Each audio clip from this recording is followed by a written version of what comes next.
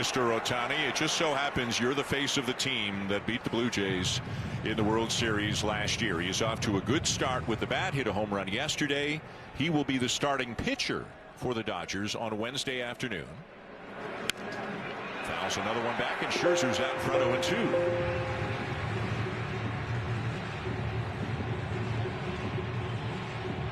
Scherzer looked ready to go about 10 minutes after he signed that contract. He came into camp late, but he had been throwing a ton on the side.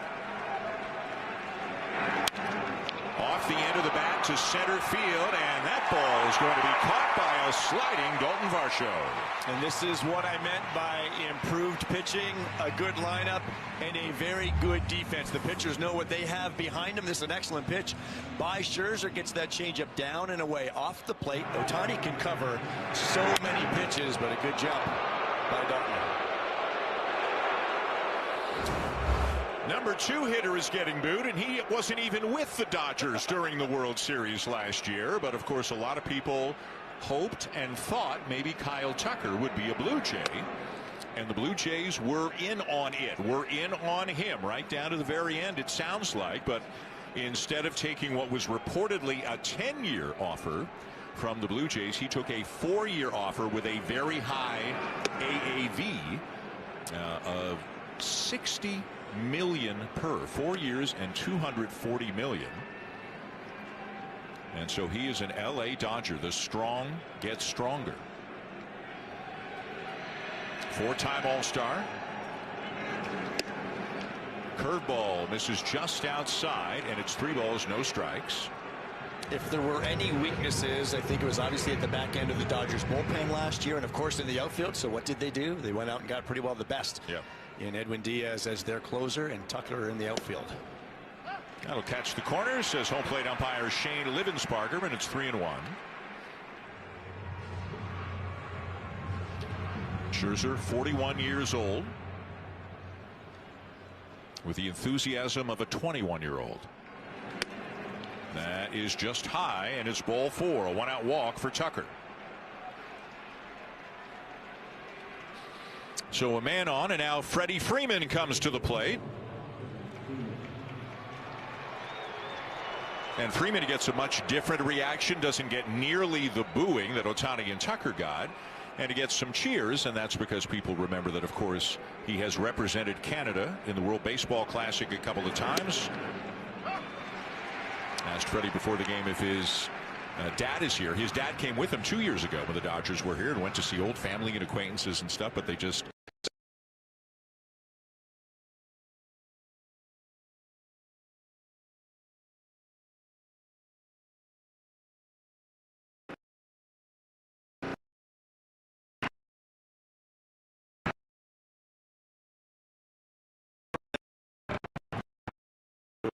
went to see and stuff, but they just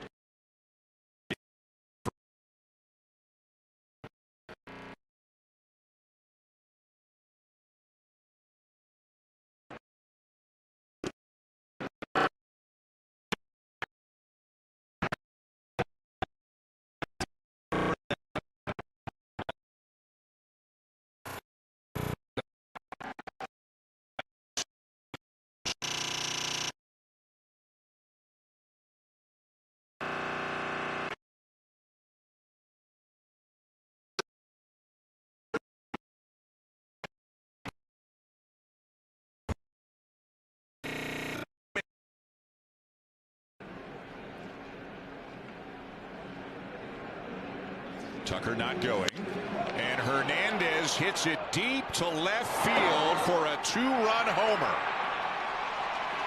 A line drive that got way out of here to left, and the Dodgers have an early 2-0 lead. And that is what I mean by dangerous. If you don't put the slider where you want it, which is most likely down and away to a righty power hitter, he will make you pay, and that ball has gone off the bat. Look at the setup. He wants it down and away, but it backs up and stays right down the middle. And Max Scherzer knew it on contact. Teoscar hit his first home run of the season in his last at bat yesterday. And now hits number 2 here in his first at bat here tonight. Dodgers out in front early.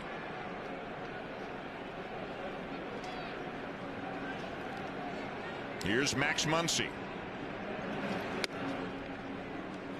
And I don't doubt Max is going to be upset with himself with the walk to Tucker. You just can't issue the free passes against a lineup like this, because when they do damage like this, those numbers just keep creeping up, and they had their way with Washington Nationals pitching over the weekend. They did. They did not hit a ton their first 6 games of the season, but they made up for that the last 3 games in Washington, scoring 31 runs in a 3-game sweep. And Dave Roberts' team now leads the majors in batting average, slugging percentage.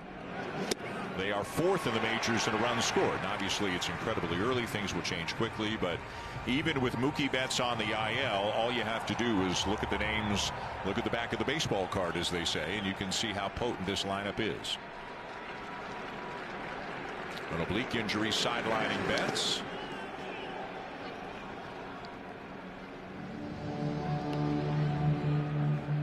They're hoping it's not too long, maybe 2 to 3 weeks, best case scenario for Mookie Betts to get back. 2 balls, 2 strikes on Muncy, and he fouls it back.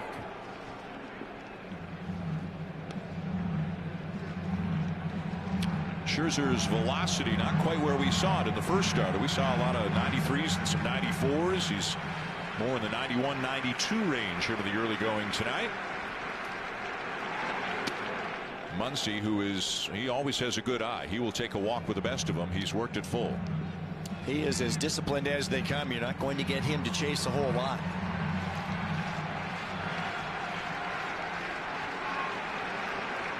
The 3-2. Got it. So Scherzer with a couple of strikeouts in the inning, but a walk and then a batter later. Teoscar Hernandez hits one out to left, and the Dodgers have the early 2-0 lead.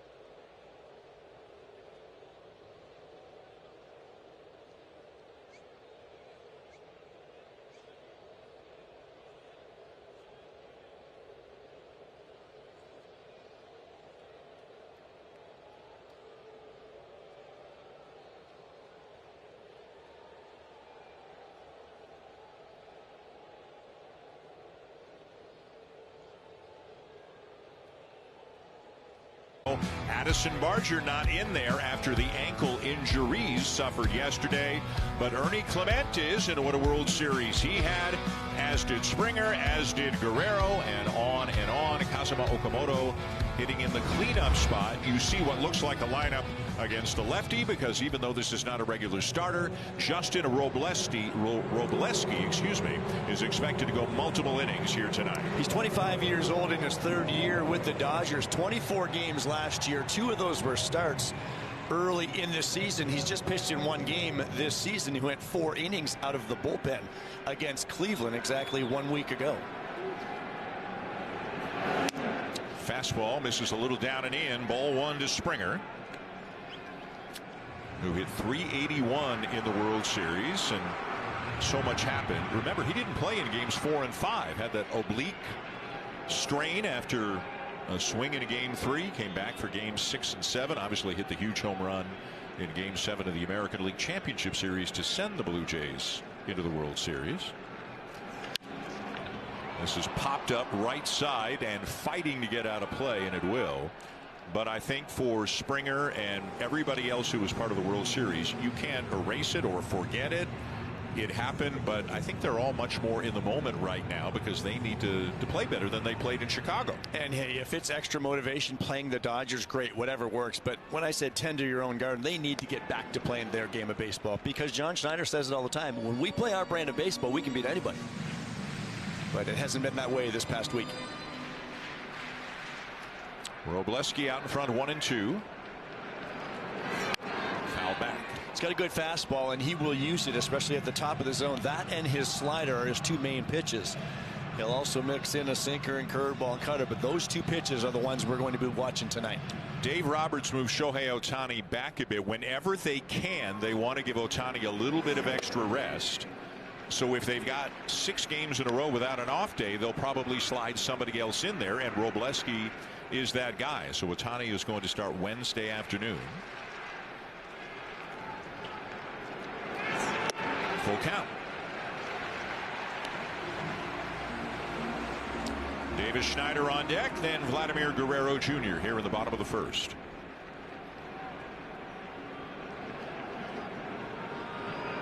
And that's high, a leadoff walk for Springer. Can't defend the bases on balls, but behind Robleski tonight, defensively, Teoscar Hernandez, who homered in the top half this inning, is in left. Andy Pages in right. Kyle Tucker, the new signed free agent, is in right. On the left side, Max Muncy and Hassan Kim gets the start with Mookie Betts going on the injury list. Freeland and Freeman on the right side, and Dalton Rushing gets the start. Back-to-back starts for the catcher. Will Smith getting 2 days off in a row. Dave Roberts said he wants to give him a couple, and he'll probably catch the next 2 games of this series. Yamamoto and Ohtani. Here's Davis Schneider. Remember, Schneider led off Game 5 of the World Series with a home run off Blake Snell. And hasn't played a ton so far this year, but as you can see from the numbers, has been effective when he's been in there.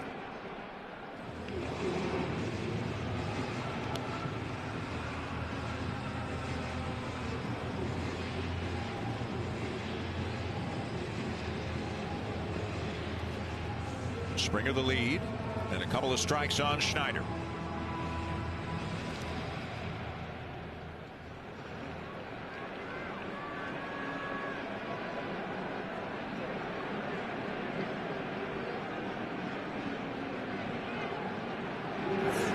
Springer's got a little bit of a case of happy feet over there. But that may just be to try to mess with Robleski a little bit. Be a little bit of a distraction, maybe alter his timing.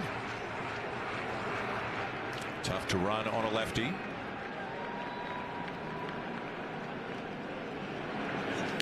Two and two on Schneider,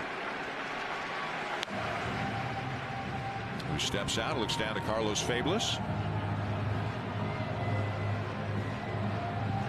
Got right back in the zone with those first 2 pitches, but now Schneider back even. Fly ball to left field, but it is playable shy of the track for Teoscar Hernandez. 1 down. And that is that slider that he will run in on right-handed batters, and it looked like that one got in on Schneider just enough. Hard four-seamer at the top of the zone. Slider almost acting like a cutter when you leave it in the middle part like that on the inner side. Here's Guerrero, who hit his first home run of the season on Saturday. You can see solid numbers, a good average. He's taking his walks. He's been on base 17 times in 9 games. You know, peak Vladdy, also known as October Vladdy, comes with all that power as well. But there have been some good swings. Again, getting his hits, taking his walks. But he'd love to drive in runs and hit homers too. He knows how much this team needs him. And he hits it a long way to the opposite field. Caught at the wall by Tucker. Springer is back in time as Guerrero hit it right to the wall, but a good play made by Tucker. Vladdy is really staying down on these breaking pitches very well, just like the home run he hit in Chicago on the weekend, and just misses this one. Curveball down and away, and did he ever go with it?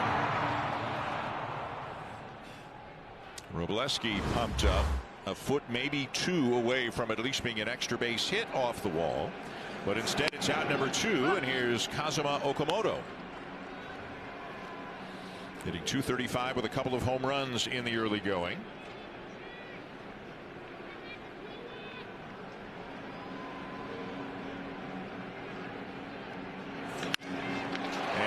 There's a base hit through the left side. Springer up to second. That's good for Okamoto. He needs to turn it around offensively on a tough weekend in Chicago, and the strikeouts are piling up. You get a guy like Robleski that's throwing a lot of fastballs. You look for it, and if you get it, hit it hard. That's exactly what he did.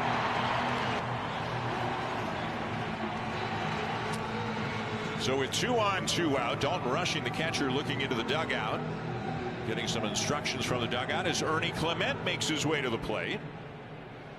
Talk about a guy who had a big World Series, had a big month.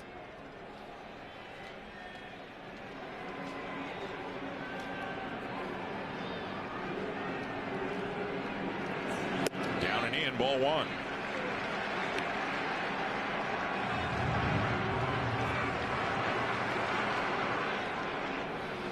Clement up a little bit higher in the order. Of course, if Alejandro Kirk were healthy, he'd probably be hitting in that 5 spot, or maybe even in the 4 spot at Okamoto in the 5 spot. But they're down Kirk for at least several weeks.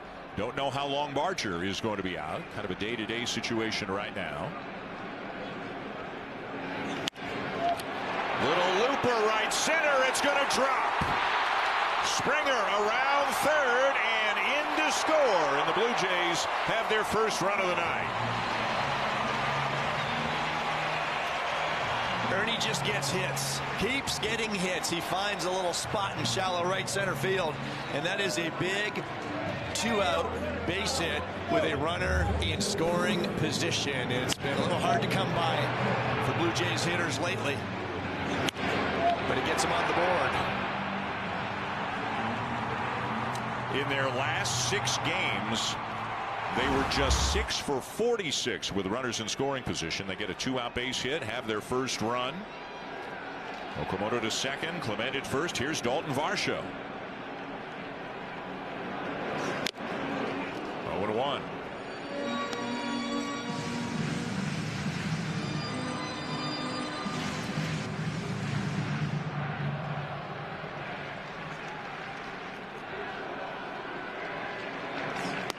High, a ball and a strike. Robleski made 4 appearances in the World Series, a total of 5 scoreless innings. And he pitched in game 6 here. He pitched in game 7 here. Now 2-1 as he falls behind Varsho. Springer got it started with a walk, and a couple of outs later comes around to score.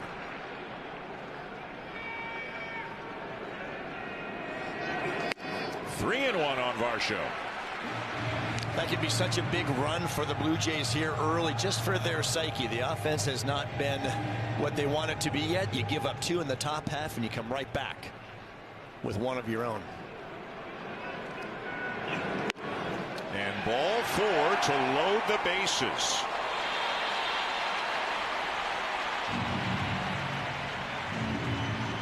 Mark Pryor, the pitching coach for the Dodgers, is on his way to the mound.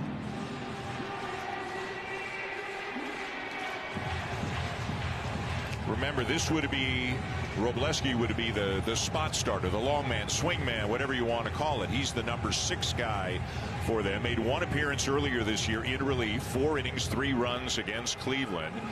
Dave Roberts said before the game, if all goes well, 80 to 85 pitches maybe for him. You'd like to get him to the 5th inning. Well, because of the walks, that pitch count is getting up on Robleski early. The Blue Jays have 1 run. Can they get some more? Miles Straw is the batter, getting a start against the left-hander. And Straw is 5 for 9 so far on the season.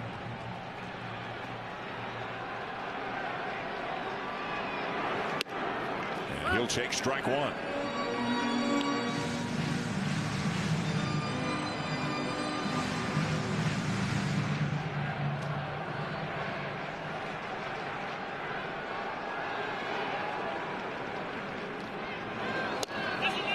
The appeal, no swing.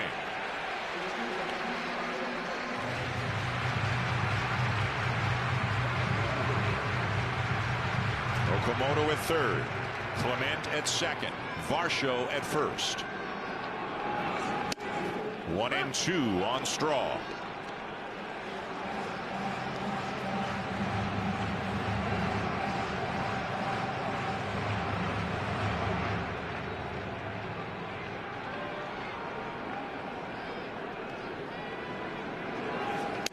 And he takes outside. 2-2. Again, limited at bats, but Straw's been making good contact, finding holes, hitting some line drives. Base hit here could score 2. Ground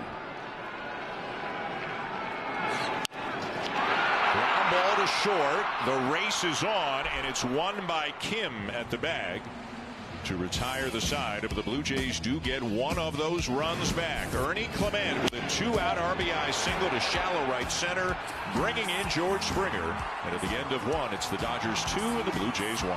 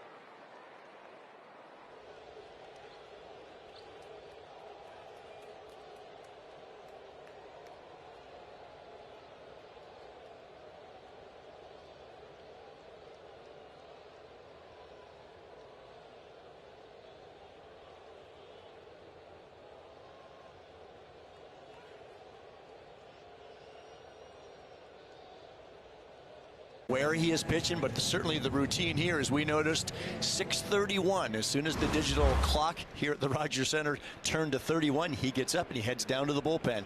Let the routine begin. Here's Andy Pages to lead off the top of the second for the Dodgers.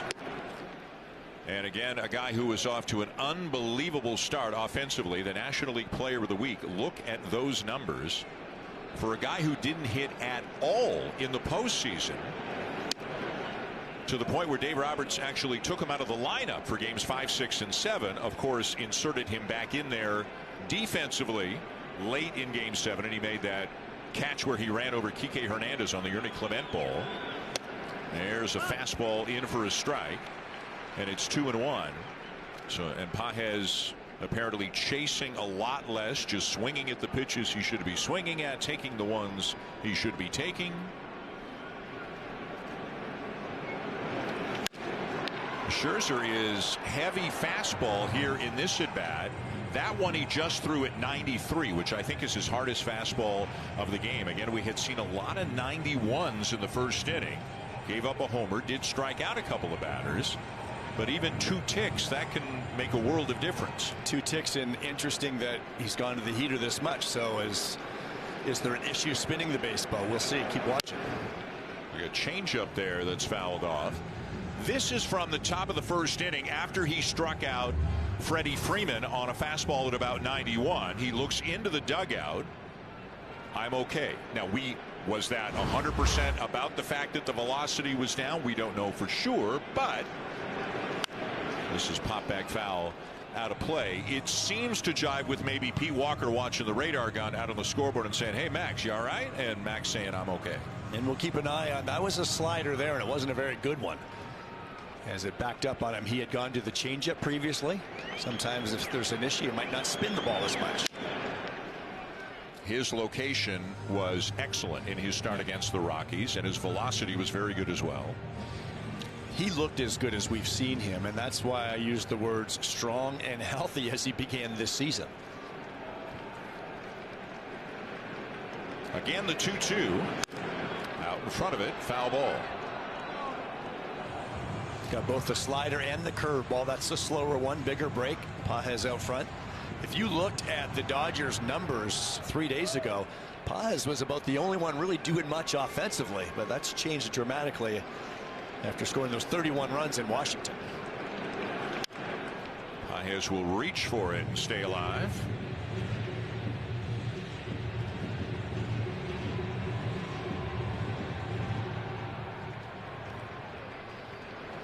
Jesus Sanchez, Brandon Valenzuela in that third base dugout. Valenzuela making his major league debut yesterday.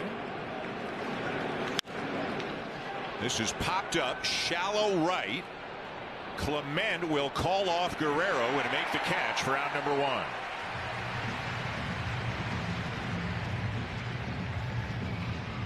Much better angle for the second baseman. Always good for the second baseman to call that first baseman off. Vladdy likes to get everything, but Ernie's got a much better angle to that baseball. One down. Here's Alex Freeland, who is the second baseman tonight for the Dodgers and getting a lot of playing time for them right now. The Dodgers are dealing with some injuries. Here's a high fly ball to right center, but it is playable. Straw is there.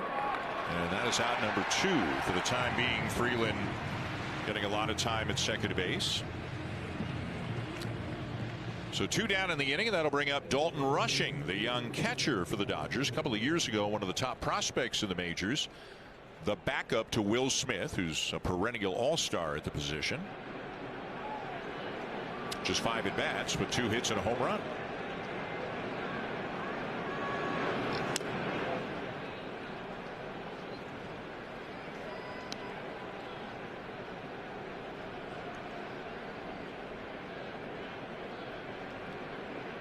Pete Walker on the phone. We'll see what this may mean. Well, that could mean if nobody's getting up, that could be a heads up. But now we're starting to see some movement in the Blue Jays bullpen. Joe Mantiply.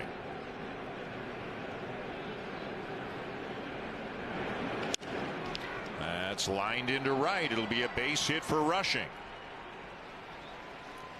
And we don't know if Mantiply is going to start throwing. The Dodgers have a ton of left-handed batters, including the guys at the top. Ohtani, Tucker, Freeman, and maybe this was just a, hey, if the phone rings, it's going to be for you.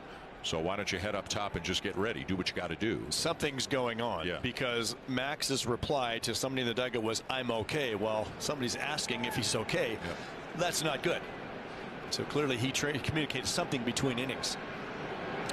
I tell you what a week it's been, from the Cody Ponce injury to the Alejandro Kirk injury to the Addison Barger injury to the Eric Lauer illness, and now we'll see. Don't want to jump to any conclusions, but perhaps something going on with Max Scherzer. Ha-Seong Kim, the shortstop for the Dodgers. A fly ball to left center field. Back goes Varsho, and he's got it. And that's that here in the top of the second.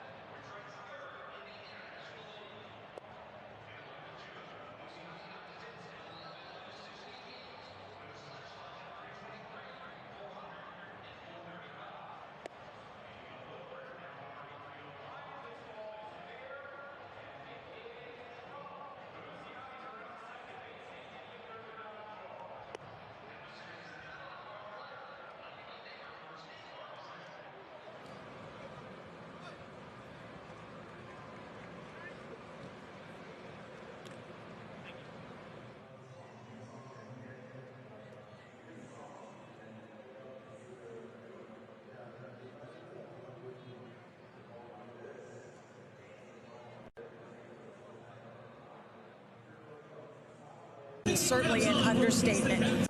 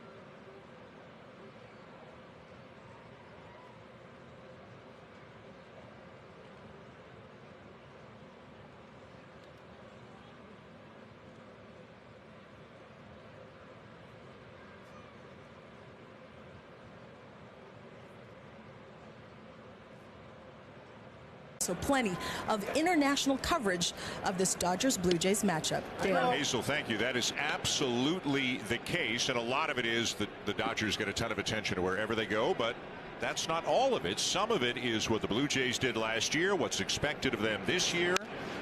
Okamoto now being a Blue Jay as Tyler Heineman grounds out to short for out number one. Dave Roberts had a lengthy session with the media in the first base dugout before the game, and one of the questions he asked was just about the kind of the global appeal that the World Series did, and he off the top of his head said, I believe there were about 50 million people worldwide watching.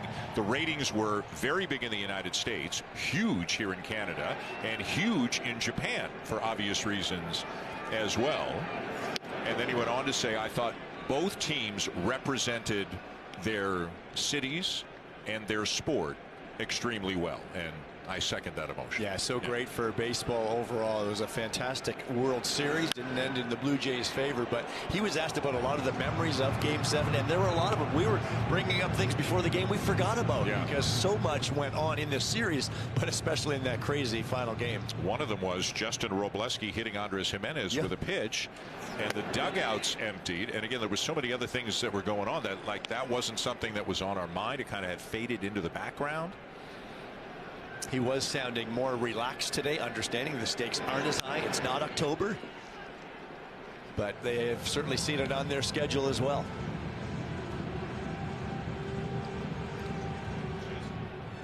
Miguel Rojas, who hit that fateful home run on the bottom of the ninth, on the roster, not in the lineup.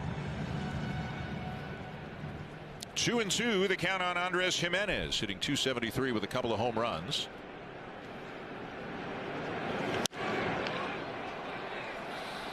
Meanwhile, Joe, we have a development. This is moments ago.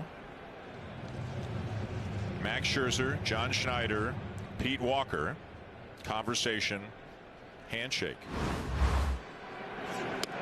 Max Scherzer appears to be out of the game. Josh Fleming, who was just added to the roster at the expense of Austin Voth, who pitched yesterday and was DFA'd today.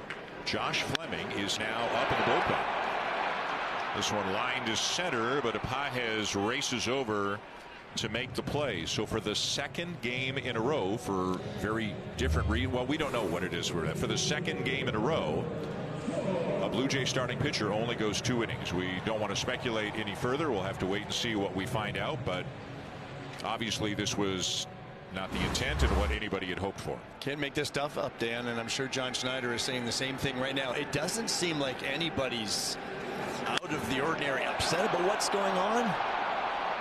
Springer lifts a high fly ball to deep left center. Pages the catch, and it's a 1-2-3 bottom of the second for the Blue Jays, with evidently Josh Fleming about to make his way into the game.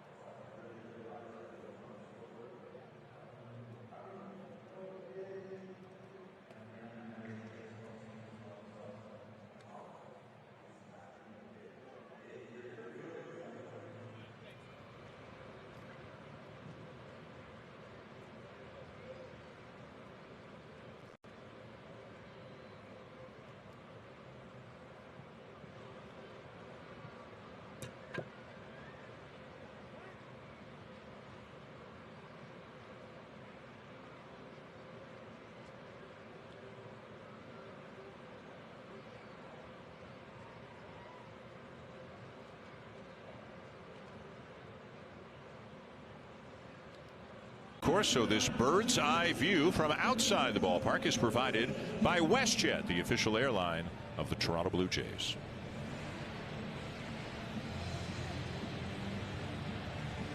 Back inside the ballpark, Josh Fleming is indeed on the mound, and we will have to wait and see, perhaps not until after the game, what it might be. Did Max Scherzer have, the same bug that Eric Lauer had? We don't know, but for whatever the reason it may be, Scherzer is out of the game after 2 innings. Here is Josh Fleming, who has made 1 outing with Buffalo this year, was with the Blue Jays in the spring, has several years of big league experience with Tampa Bay, was with Seattle's AAA team a year ago, and he found out this morning he was coming to Toronto, and go get him. This morning when he arrived in Buffalo, yeah. Right, and he did not even have his own belongings. The truck had not arrived yet, so he got into a car and got to Toronto as quickly as possible. He said luckily he packed up his 3rd glove and an extra pair of shoes.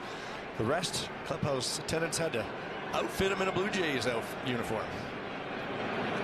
He was with Buffalo. Buffalo was in Omaha. He had a 2:30 a.m. wake-up call today because they fly commercially. They don't charter in the minors. Omaha to Chicago, Chicago to Buffalo.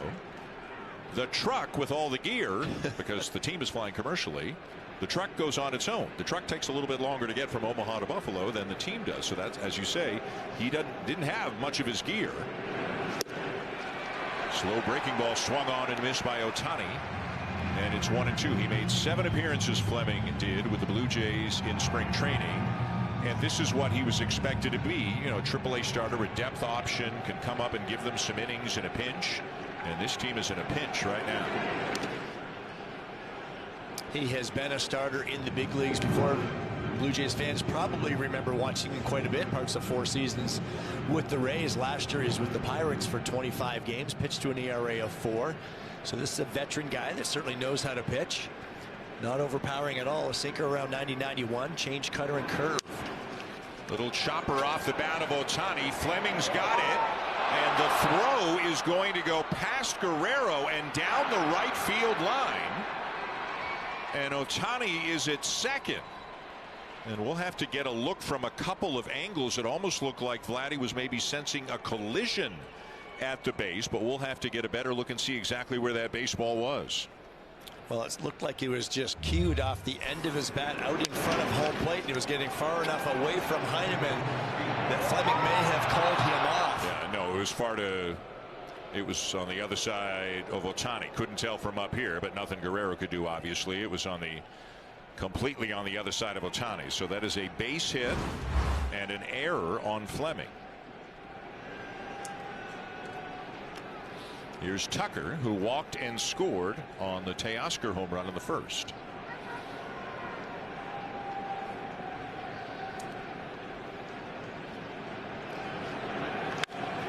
Hit hard down the right field line, but he's pulled it foul. And there's that sinker down and in. That could be a very dangerous pitch to Tucker. You saw how quickly that bat head got to that spot. He raked it out of there, and good thing for the Blue Jays, hooked it foul. Well, how about making your first appearance of the season, and the first 3 batters are Ohtani, Tucker, and Freeman.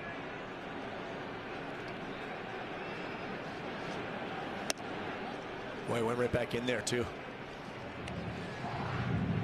It's dangerous, and their reports must tell them that they can get him maybe to pound it on the ground if they get it in there.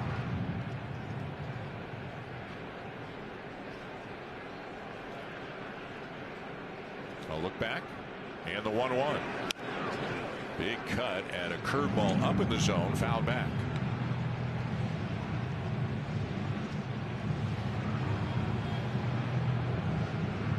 Fleming, a total of 80 big league appearances, 25 of them starts. The vast majority of that is a Tampa Bay Ray. Spent 2024 with Pittsburgh, a 4.77 lifetime ERA in the big leagues. This is inside, 2-2. He went to a Division III school, Webster University in St. Louis. Not only is he the only player ever from Webster University to make it to the majors, he's the only player ever from Webster to even be drafted. Fair ball. Guerrero's got it. The toss to Fleming is in time for the out. A good play on both ends. Ohtani to third.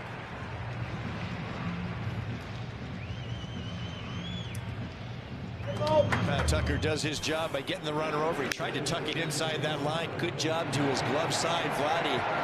And for Fleming getting over there. Oftentimes those left-handed pitchers, they fall off to that third base side, and they might be a little tardy getting over. Nice job by Fleming being heads up with a runner on third as well.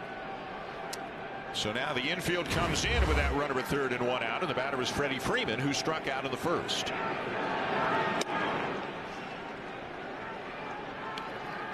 We have seen the Blue Jays on a couple of occasions already make that roster move for the just in case. Need a guy who can give them innings. Lazaro Estrada goes down. Austin Voth joins the team, and he pitches 2 2/3 yesterday. Voth gets DFA'd today, and Josh Fleming is added to the roster. And you know, when you don't get consistent innings out of your starters, and with Lauer it was illness yesterday, and with Scherzer we don't know what it was here tonight, you get into this churn sometimes, and it's hard to get out of it. Freeman lifts one high down the right field line, but it is foul. 2-1. Well, he certainly keeps going into these lefties with that sinker, and he's making sure he gets it in there. Tucker hit that ball pretty hard to first, tried to tuck it inside the line, and same thing with Freddie Freeman. You better make sure it's in or in off.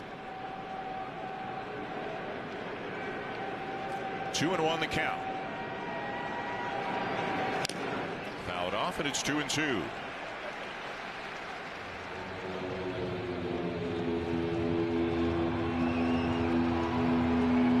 It's an interesting matchup because he's throwing the sinker a lot. That one was down. You hope to get that ground ball to one of your infielders.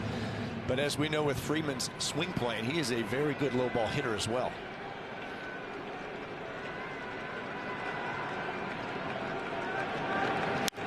Fouled back on a curveball. It remains 2-2. Freddie Freeman, the active leader in hits in his career, 2,440, a .299 lifetime hitter, and I think a future Hall of Famer. He has been good for a long time. Outside, it's full. Teoscar Hernandez, who homered in the first, waits on deck.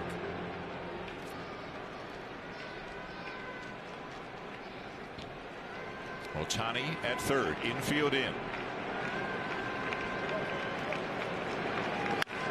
And a high drive to deep right, and all Miles Straw can do is turn and watch it go. A 2-run shot for Freeman. It is 4-1 Dodgers.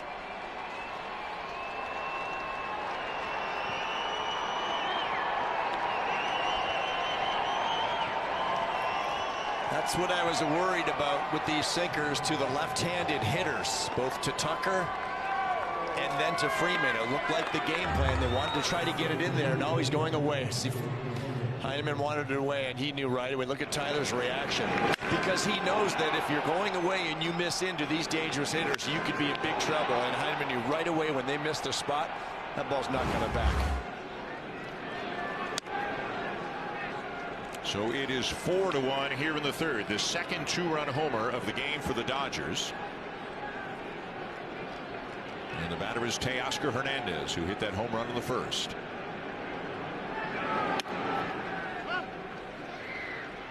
You know what, it's funny, a lot of the talk, for obvious reasons, coming into the series was about October.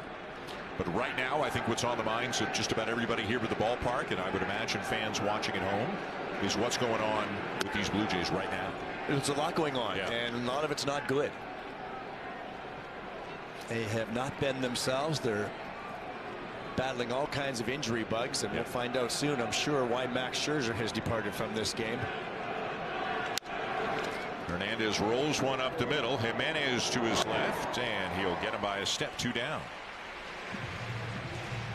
There was a time not that long ago when the conversation was, how can you possibly fit 8 starting pitchers onto a roster? And I mean, all that depth has evaporated because of injuries.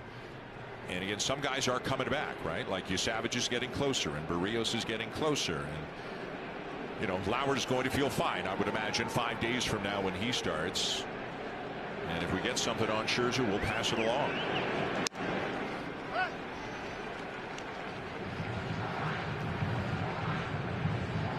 These are the challenges of a new season. Things went so well for the Blue Jays last year going on to the World Series.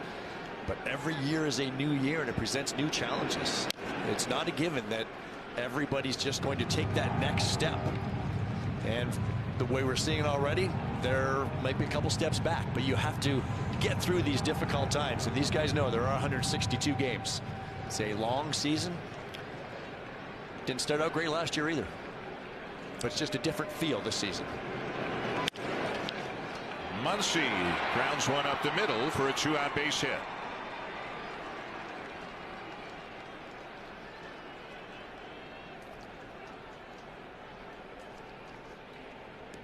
And obviously they need length from Fleming. Yeah.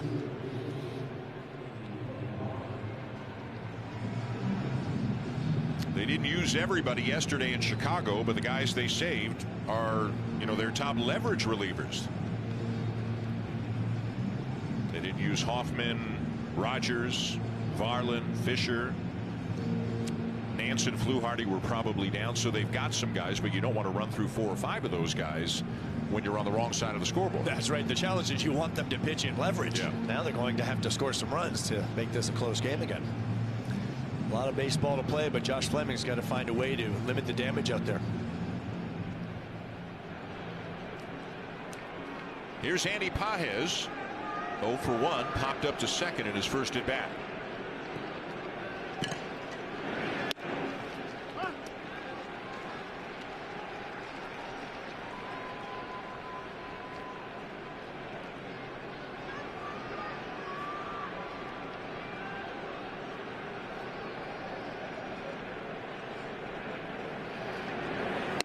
Upstairs, a ball and a strike.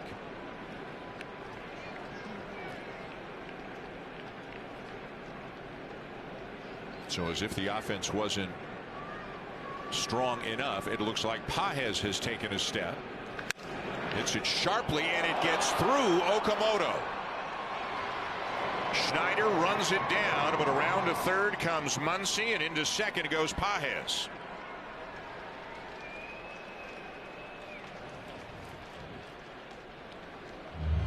Ball's hit hard, but it went right through the wickets. Glove was over, but he just missed the baseball.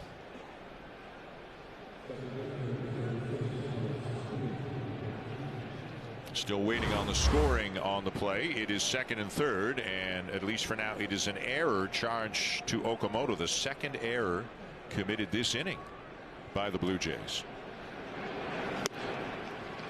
who, as we all know, last year and the last really 3 years or so, they've been one of the best defensive teams in baseball. They have not been quite as airtight defensively so far here this year. Alex Freeland, a switch hitter, so he's now batting for the right side with Fleming on the mound.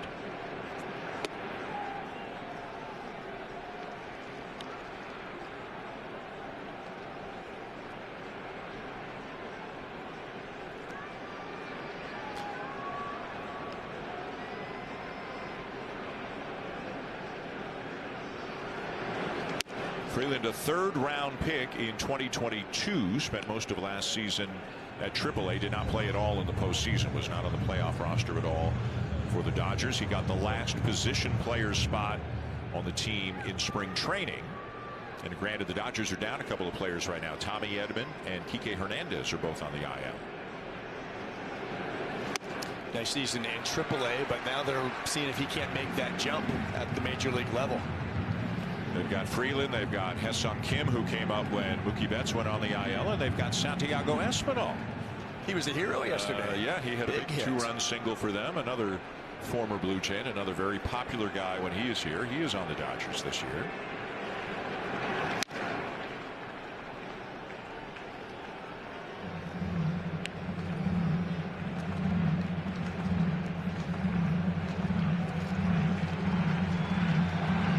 There's Espinal. Always a big smile on his face, visiting with a lot of his former teammates in the the staff here with the Blue Jays before the game. A one-hopper to short. Jimenez has it. The long throw is on a bounce and dug out by Guerrero. What a play by Vladimir Guerrero Jr. That was tricky. The Dodgers get 2 more on the Freddie Freeman homer, and Vladimir Guerrero Jr. makes sure it stops right there.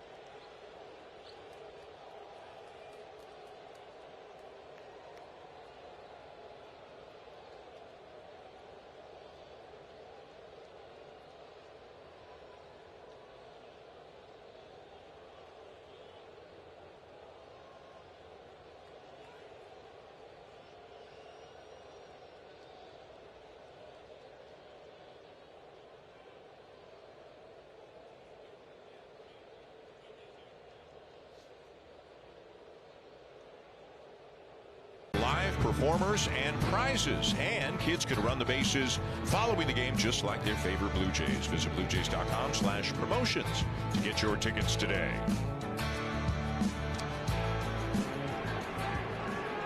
Underway, bottom 3 with the Dodgers leading the Blue Jays 4-1. A couple of home runs. Teoscar Hernandez, Freddie Freeman, Ernie Clement has driven in the Blue Jay run. It'll be Davis Schneider, Vladimir Guerrero Jr., and Kazuma Okamoto. Bottom 3 against Justin Robleski.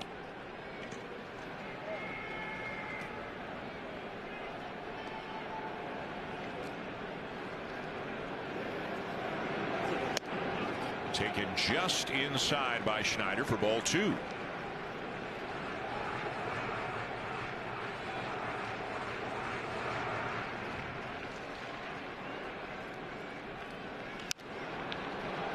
This is headed for the seats right side. 2 balls, 2 strikes. Well, that's what I meant when I talked about four-seam fastball and slider for the most part from Robleski. So as hitters, you either sit on the heater, it's generally at the top of the zone, or that slider bearing in on you.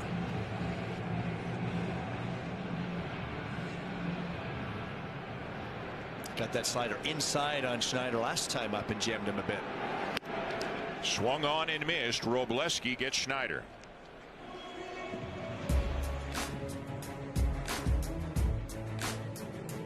Hit a grand slam with your next project and head to your local Home Hardware. With over 1,000 locations across Canada, Home Hardware is locally owned, genuinely Canadian. Back here at Rogers Center, Dan Shulman, Joe Siddle, Hazel May. Dodgers 4, Blue Jays 1, bottom 3. And here's Vladimir Guerrero Jr., who hit one to the right field wall, but was denied an extra base hit by a leaping Kyle Tucker.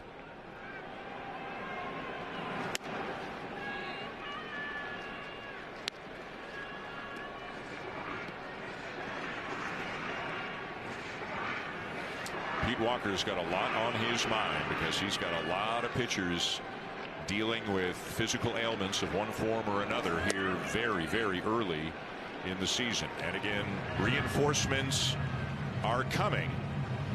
John Schneider telling us before the game, bullpens tomorrow for Jose Barrios, Shane Bieber, and Jimmy Garcia. Trey Savage will throw what is expected to be a 4-inning game for Dunedin on Thursday. So some guys are getting closer, but they're not here yet. And again, that depth is being sorely tested right now as Guerrero draws a one-out walk. Savage, Joe, seems like he would be the closest, but we're still talking about at least a couple of weeks. Yeah, you're talking about getting into games, time in between, recovery.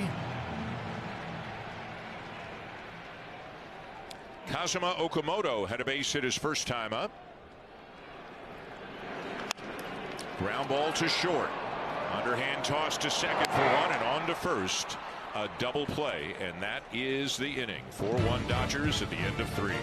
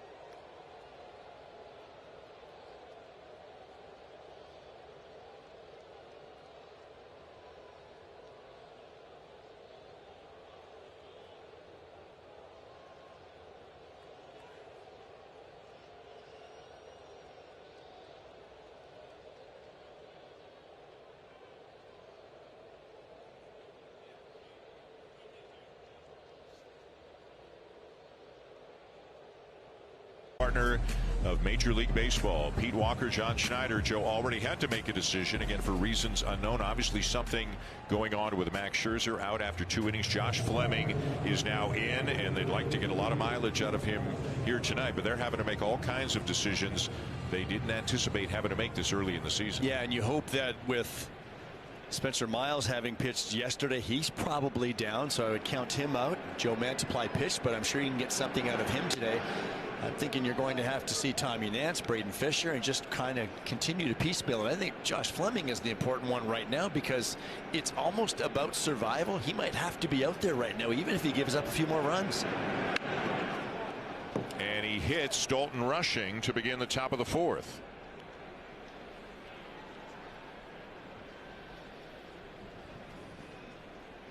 Obviously, it is still early in the game, and the game is not remotely out of reach, but at some point this is always the case. Pitching coach and manager, you're balancing tonight versus tomorrow at some point, and that can ebb and flow based on the score. Here's Haesung Kim, who squares to bunt and bunts it foul.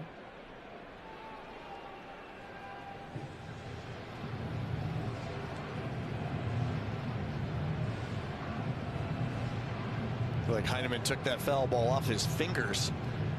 As you come out from behind home plate, you'll expose the hand. Tyler leaves it out there to start with, just catches the back of his hand right there.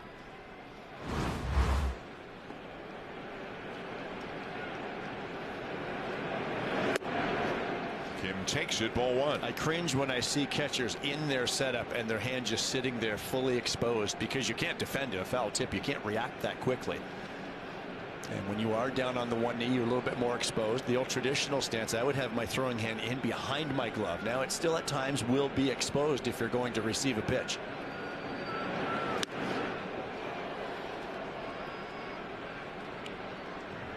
And ideally, even in the one knee stance, you don't want to put the hand behind you with a runner on base because you want it closer to your glove for that quick exchange if the runner should steal. So it's just the risk you have to take sometimes. It is the risk. I don't like it sitting there by itself. I'd rather it up behind the glove, but that's not the way they catch anymore. Kim squares again and bunts it foul again. It's 2-2. These are the kind of things, if you're a player like Kim who's just come up from the minor leagues, these are the little things that your manager and coaches look at as maybe big things. And you see it's no bunt. What's the sign for hit? That's a swing away sign right there from Dave Roberts. And Kim can't try to be Mookie Betts. He just has to come up and play his game, but his game has to be to get that bunt down when called upon. In the air down the right field line. Foul.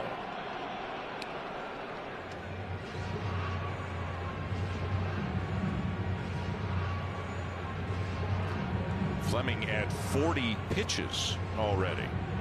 2 batters into his second inning of work.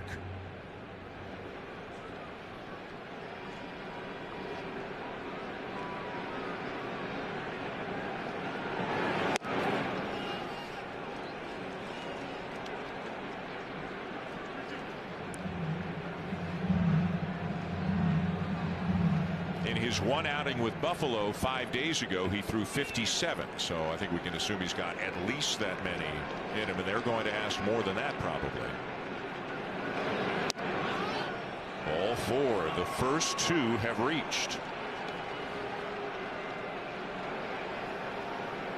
Well, they certainly had a game plan against Kim, but it just seems like an awful lot of breaking pitches against a number 9 hitter who just got up to the big leagues, left on left.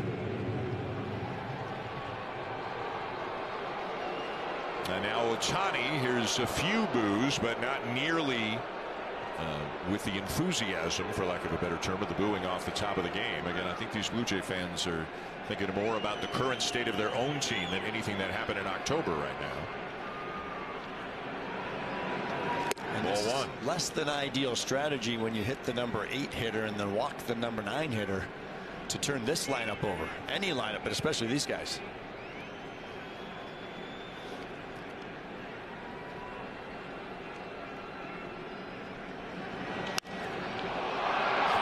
To center, but playable for Varsho. Rushing, setting up to tag. The throw is coming into second, but both runners will advance on that fly ball. Good base running from first by Kim. Well, we've seen opposing base runners. They are going to challenge the arm of Dalton Varsho, and even from first to second, that was deep, but maybe not deep enough normally to advance 90 feet, but they took advantage of Varsho there. So now Kyle Tucker, who has walked and scored and grounded out, and the infield is coming in for the Blue Jays with runners at second and third and 1 out.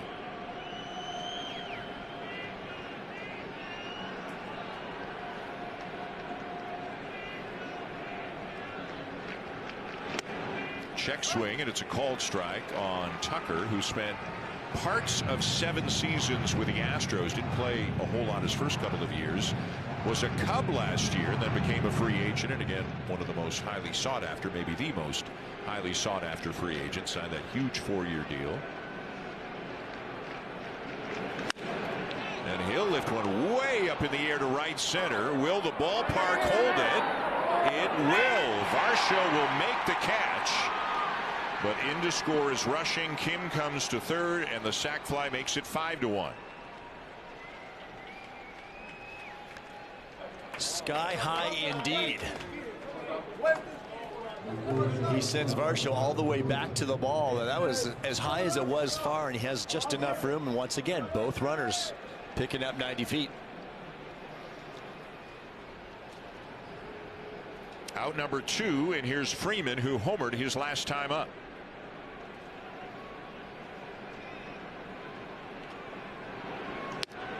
Inside for ball 1.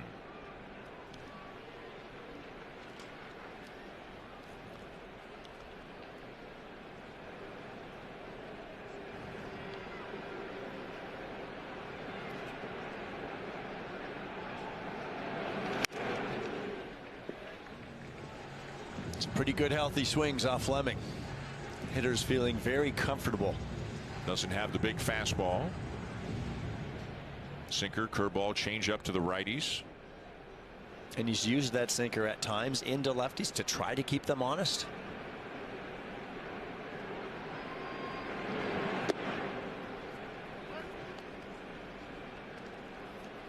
Dodgers feeling pretty good about things right now. They are 7-2.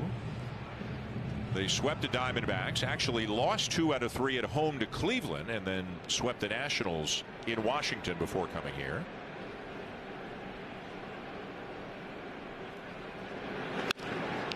Hooked foul.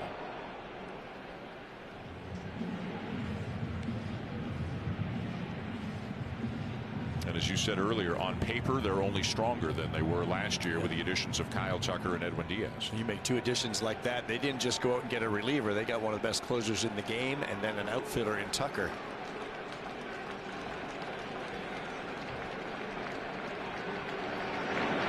Full count.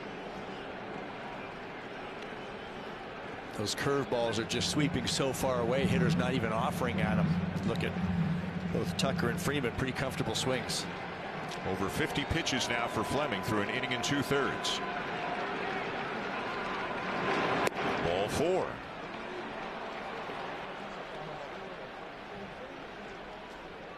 We mentioned the Dodgers took a while to get the bats going, but boy, did they get them going once they got to Washington. 31 runs in 3 games.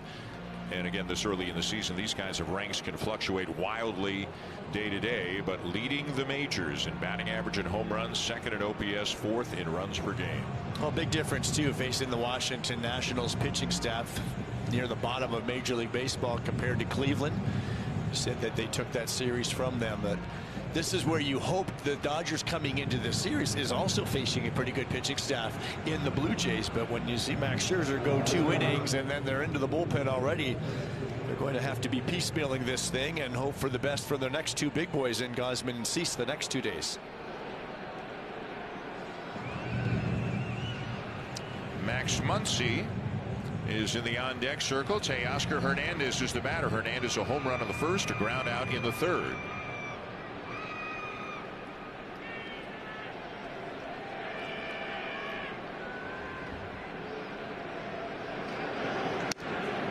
Base runners for the Dodgers. 5 runs on 5 hits, but there have been 3 walks, 1 hit batter, and a couple of errors committed as well to just complicate things even further.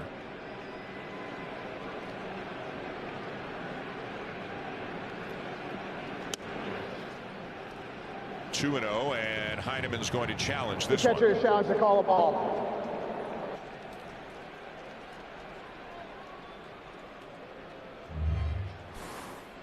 This closer look is brought to you by Specsavers. And the call is confirmed. The call is confirmed. It's ball 2. The Blue Jays lose one of their challenges. That could be just a case of Tyler kind of getting fed up here and trying to do anything he can to try to get a call with his pitcher scuffling on the mound.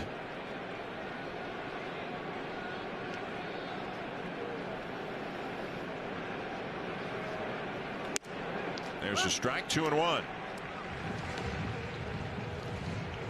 Fleming understands the situation.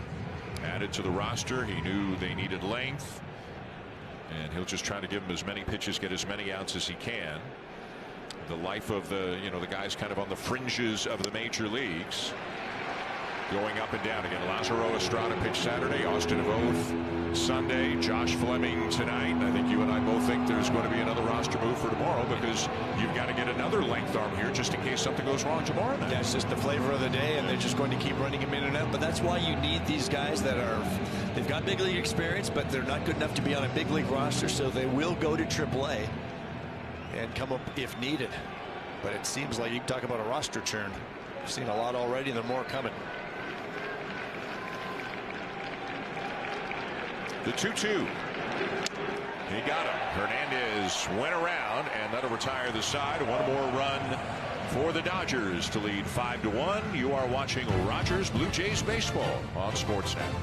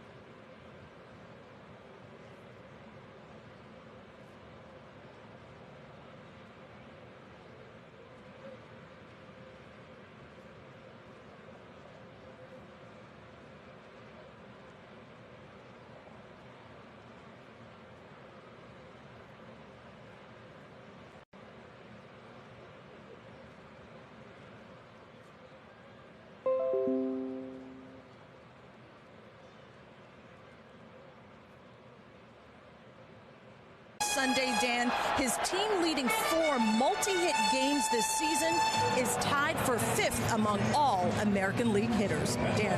Hey, so thank you. And he's off to kind of a typical Ernie Clement start here this year, hitting over 300 as David Popkins looks on.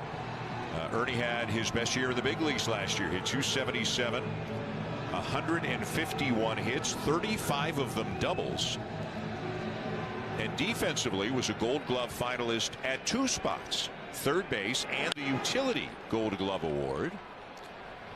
Unfortunately, he didn't win either of them. I thought he was going to get the utility one. That's for sure. Mauricio Dubon got it, and not to disrespect Dubon at all. He's a very good player, but Clement was so good defensively in multiple spots last year. You get an honest day at the office you get a full day's work from Ernie Clement every time. Yeah, and I think when his was referring to routines that DeMarlo talked about, you have to learn to be an everyday player in the big leagues. This ball's well struck, right center field, a long run for Pages, and he's there on the track. And when you're not accustomed to playing every day and then you're thrust into that role because you're having some success, I'm sure he's adjusted maybe how many ground balls he's taking every day, how often he's out on the turf, how many swings in the cage, how many swings in batting practice. We talked about Addison Barger a little bit in this vein earlier in this season, just kind of learning who you are, learning your body, what you can take to last 6 and hopefully 7 months. Clement retired. Here's Dalton Varsho, who walked in the first. Speaking of Addison Barger, so at this point it is a kind of a day at a time, day-to-day situation. The ankle issues, suffering discomfort in both ankles on the same play, which is again kind of fitting in a bizarre way with what's going on with his team and their health situation. It was that play where he tried to beat out the ground ball in Chicago and kind of landed awkwardly, evidently on the right foot first, and then had that big lunge with the left foot to get to the bag. The Blue Jays do have Tyler Fitzgerald here in Toronto. He is on the taxi squad right now. They just picked him up in a deal 2 days ago with the Giants. He was at the Giants AAA affiliate. Popped up on the infield. It'll be Muncy, the third baseman. Fitzgerald does have a couple of years of service time, but a very good year 2 years ago with the Giants, but was in AAA. So Fitzgerald is here just in case the decision is made in a day or two that it's best to give Barger 10 days on the IL. And it's the last thing you needed, because what you're hoping for is for Addison Barger, after this slow start to the season, to come out of it. All of us had high hopes that he was going to take even another step after that first pretty well full season in the big leagues and the success that he enjoyed, especially in the playoffs. And with Kirk on the IL for several weeks at least, if you go without Barger, you're against righties, you're without guys who are maybe your 4 and 5 hitters or 4 and 6 hitters. I mean, you're missing big parts of the offense. And with Kirk, it's the at-bat that he gives you each and every time. Very good knowledge of the zone. He'll take his walks, off to a slow start also, but you know that he's going to come around. A couple of strikes on Miles Straw as he pokes one foul.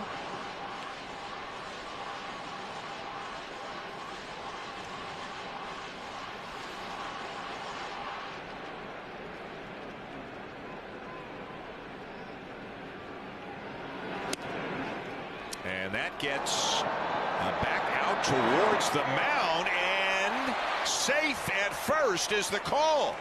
It looked like it may have been in the glove of Freeman momentarily, but caromed out or bounced off it, and Straw is safe at first. That was strange from the get-go. Straw looking at his hand. It's a swing and a miss, and yeah, he did not make contact with it, and it popped out of the glove of Rushing. Straw saw it and beat it down to first. How often do you see a drop third strike go out to the pitcher? Oh, and the throw hit Straw. That's why he's shaking his hand. Here I am thinking maybe it was on the swing he did something. So that is a strikeout.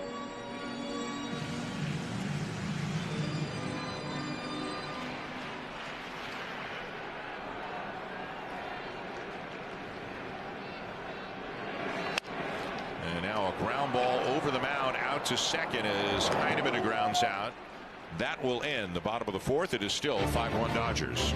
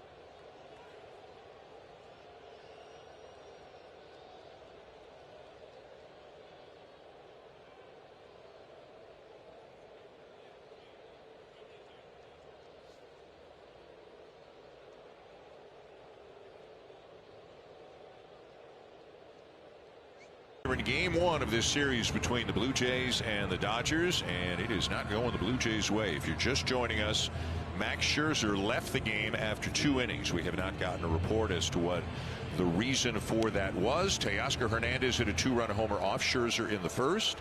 Freddie Freeman hit a 2-run homer off Josh Fleming in the third. Fleming has gotten through 2 innings, but Joey's given up 3 runs, has thrown a lot of pitches. But again, they need every single out they can get out of him, and not that you want to, put the outcome today out of question. Games are winnable. There's a lot of baseball still to be played here tonight, but they can't burn through the entire pitching staff here tonight. No, and this is ideal if he can continue to go, whether it gets 1 more, I'm guessing, but either way, they're going to have to get into that bullpen, and those short starts are going to continue to hamper your bullpen. You don't want to use those high leverage guys. Tomorrow, hopefully, you're in a tight game in the 6th and 7th inning. And you've got Kevin Gausman, Dylan Cease going the next 2 days, so that is something that you assume you can lean on. The other somewhat little thing, when this happens at home, you've got to pitch 9 innings. 9 innings. Right. Not the case when it happens on the road. Ground ball down to first. Guerrero can't come up with it. Clement does. The throw a little bit behind Fleming, and the Blue Jays cannot get an out. It's as though what can go wrong will go wrong right now. This ball to Vladdy's right goes off of his glove. He can't come up with it cleanly, and now you're asking a pitcher to come way over covering first to catch the throw on the run from Ernie. The way you solve this problem is if Vladdy just catches the ball initially. At least for now, scored a base hit, but a play that Guerrero himself would tell you he's got to make. The last play, by the way, last inning was a strikeout and a pass ball on Dalton Rushing, allowing Miles Straw to reach. Now a ground ball up the middle and past a diving Jimenez. Muncy will make the turn and come to third on a base hit by Andy Pages.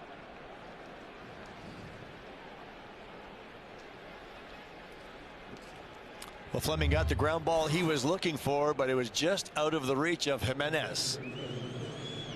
That sinker can be your best friend in terms of a double play ball, but can't get there. So first and third, nobody out.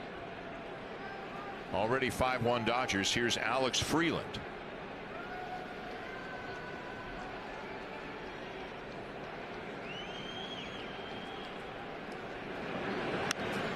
Trying to get a bunt down and cash in a runner from third that way. Well, if it is coming from the bench, Dave Roberts is trying some things, but he's not going to be thrilled about his bunt attempts early in this ball game. And a guy who was a player knew how to play small ball, used his speed, and he would get some bunts down.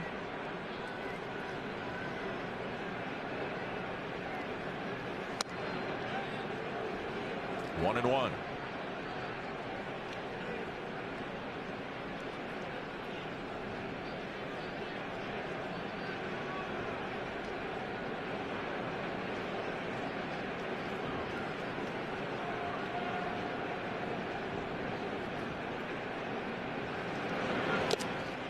I remember talking to Fleming in Dunedin, and he said he's always been fortunate in that even if he has only, say, thrown X number of pitches, if his team needs more, he can exceed that by 20, 30. He's got one of these rubber arms where he can stay out there longer. And again, even if the results aren't great tonight, they might ask that of him.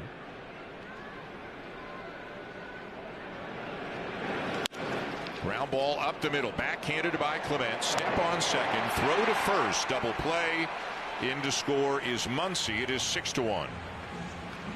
Well, then you have to take the 2 outs right there. I'm sure Ernie was thinking stepping on the bag and coming home, but you've got to turn the double play, make sure you get 2 outs, and it's really just about stopping the bleeding.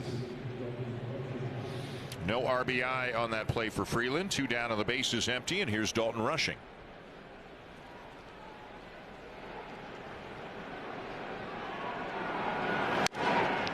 Fouled off the plate, 0-1. The sinker changeup combination helps Fleming out a little bit in the ability to get ground balls. Again, you go back to that Pages ground ball that gets up the middle. It's not far from being a ground ball double play.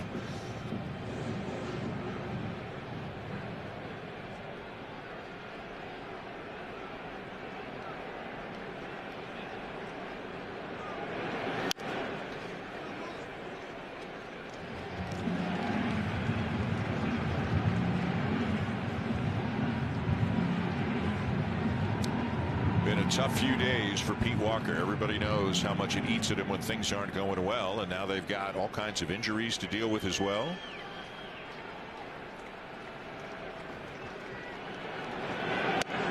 Outside, 1 ball, 2 strikes.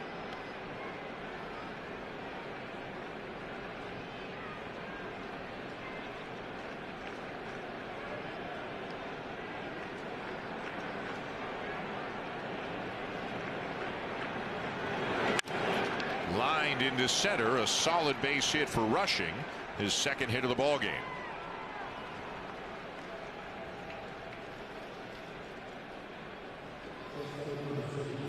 Good swing from Rushing, left on left. Stays right down on it and through it. Changeup down the zone. So now the number 9 hitter, Ha-Seong Kim, who has flied out and walked.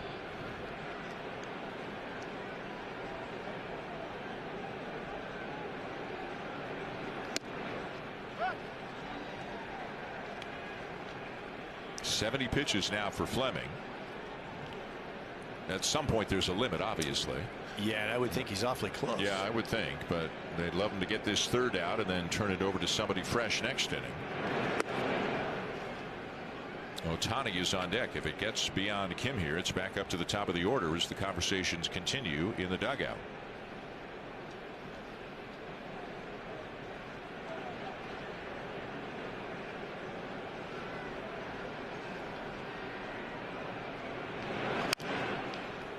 Pulled foul, 1-2.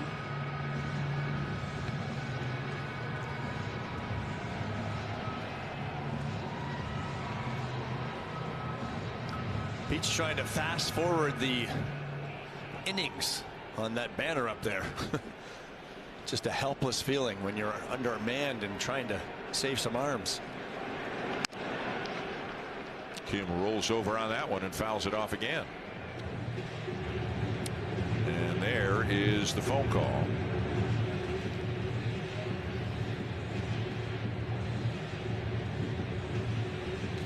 Joe Mantiply, who just joined the team yesterday and went an inning and a third through 17 pitches.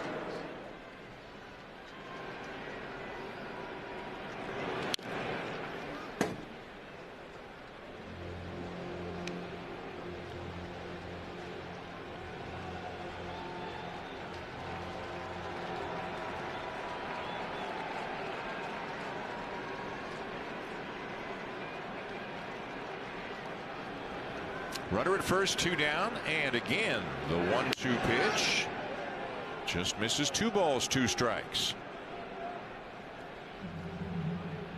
Fastball can freeze hitters after seeing a lot of spin. You really slow them down, slow their eyes down, try to freeze them on the outside corner.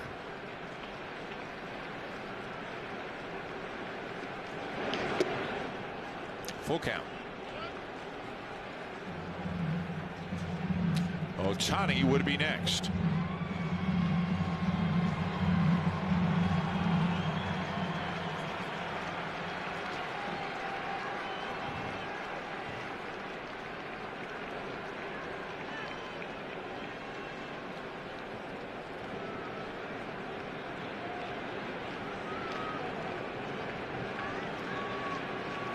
Runner goes, and it's popped up.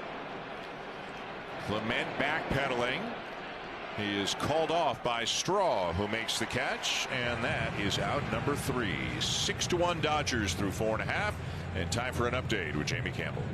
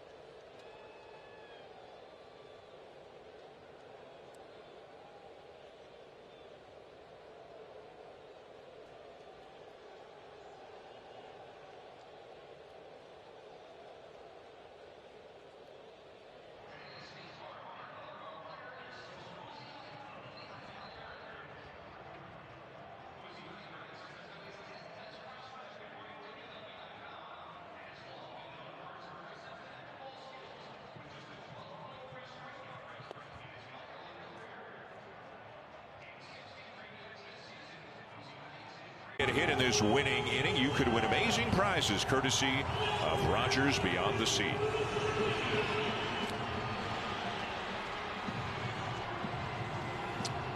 Kevin Gausman, who's pitching tomorrow in what looks like a pretty deep conversation with Brandon Valenzuela, who may be catching him tomorrow, Joe. Absolutely. I'm sure that's what this conversation is all about. I asked Brandon today, will you be watching Max closely tonight? And he said, absolutely, just in case he gets maybe his next start or whenever. You're always trying to watch how they go about their business. And with Kevin, it's easier because it's really two pitches. It's the fastball and splitter, but there's still a lot going on there in terms of location, where you want to go up or down, when you use the splitter. So a little mentorship right there will help. Yeah, class is in session in the dugout right now as Andres Jimenez leads off the bottom of the fifth. Chops this one up the first baseline, and it'll be Robleski making the play himself. One unassisted for the first out. It's a nice job by the left-hander. It might be the only way they were getting Jimenez. With his speed, he went after it with his bare hand and came up with it cleanly. Freddie Freeman came to the baseball. It was his only play. Yeah, barehanded and himself. Those were the only options. And he beats Jimenez in a cloud of dust. I would imagine as a catcher, especially a guy with as little big league experience as Brandon Valenzuela, like the most important thing is, what does my pitcher need from me? Yep. Right? Yeah, and he knows Kevin very well. He saw him a lot in spring training, but never really had him right here between the lines in a big league ball game against the Los Angeles Dodgers like tomorrow night. George Springer has walked and scored and flied out. And I'm sure they've had conversations like that in spring training when they're in bullpen sessions. So it's been talked about, but now you're doing the fine tuning. Now you're getting ready to rock and roll for real. A lot of that too could be about the Dodgers hitters and how they're going to attack them. Kevin's got a pretty good idea. Springer with a fly ball to right. And Tucker is there for out number 2. You know, the other aspect of this, as we have talked a lot about the pitching injuries, but they're just not hitting. No. Right now, they've got 1 run on 2 hits tonight. They're both singles. No team has a higher percentage of its hits being singles than the Blue Jays. They've hit 10 home runs so far. This is their 10th game. Weirdly, they've only hit 7 doubles in 10 games.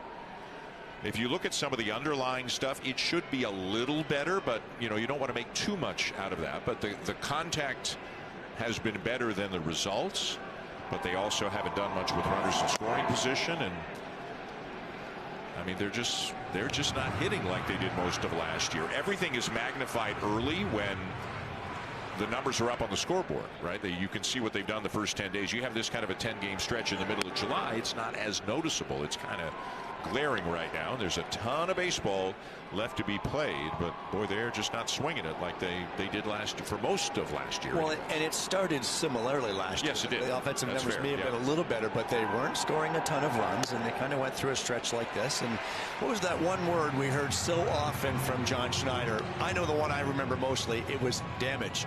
He was talking about guys getting into good counts, being good at what you do, getting your pitch, and doing damage. That means extra bases.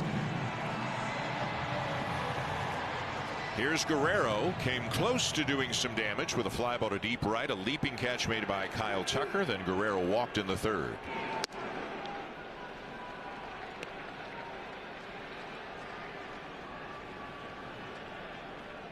Davis Schneider drawing a walk, so he's at first with 2 down. 2-0 on Guerrero. And Rushing making a walk out to the mound. Robleski at 75 pitches, and Dave Roberts did say before the game 80 to 85. Does not look like anybody is throwing out of that Dodger bullpen, and a 5-run lead affords Roberts a little bit of wiggle room. Doesn't have to make a decision too quickly right now. And relievers know that game plan, so usually in the 4th and 5th, guys start going for little walks out there and moving around and shaking those arms around. They know that phone is going to ring eventually. They get a pretty good feel for the game and know what to expect and when to expect it.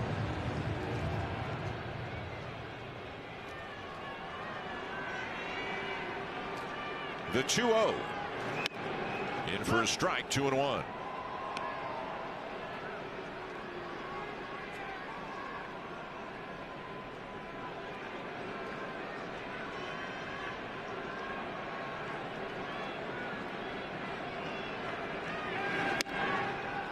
Three balls and a strike.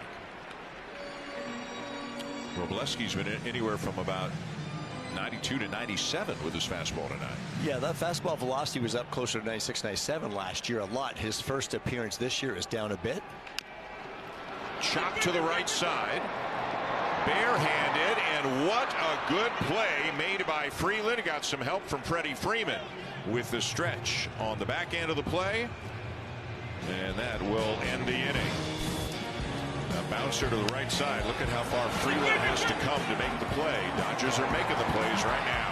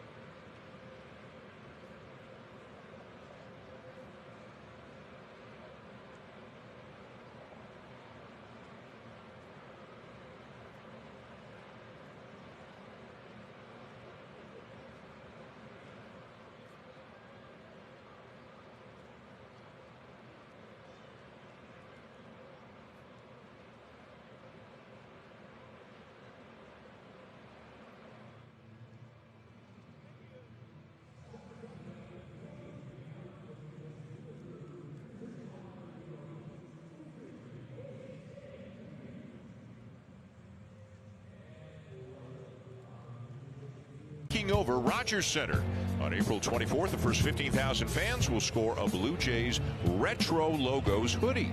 There will also be music and activities around the ballpark. Just go to bluejays.com/tickets. Top six here in the opening game of this three-game series between the Blue Jays and the Dodgers. And as you can see there, the Dodgers have a fairly comfortable lead right now. They're up 6-1. And the third pitcher of the night for the Blue Jays, veteran left-hander Joe Mantiply, who made his Blue Jay debut yesterday in Chicago.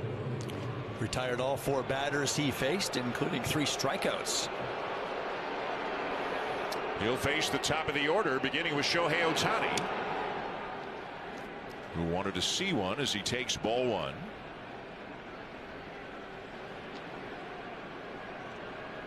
Mantiply spending a number of years with Arizona, so most of the folks here with the Dodgers would have a pretty good idea of what they're going to see, with the Diamondbacks and the Dodgers both being in the NL West. A lot of sinker changeup to righties and more sinker curveballs to lefties. And not overpowering at all. He relies on that arm angle down by the side. 2-1. Looks like Wroblewski may be done, chatting it up in the dugout. 5 innings, just 1 run allowed. Will Klein is up in the bullpen for the Dodgers, as Ohtani hits one to deep left center field. Racing back Varsho, it's gone.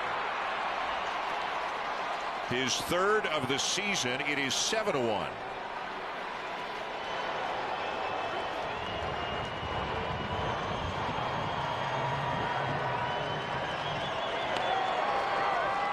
The most dangerous part of Shohei Ohtani is that he can hit it out of the ballpark anywhere. Does not have to pull the baseball. And this was down in his wheelhouse, and he just ripped it straight away center field.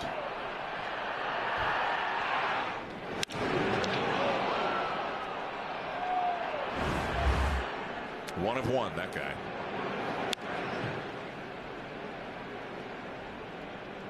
Third home run of the night for the Dodgers.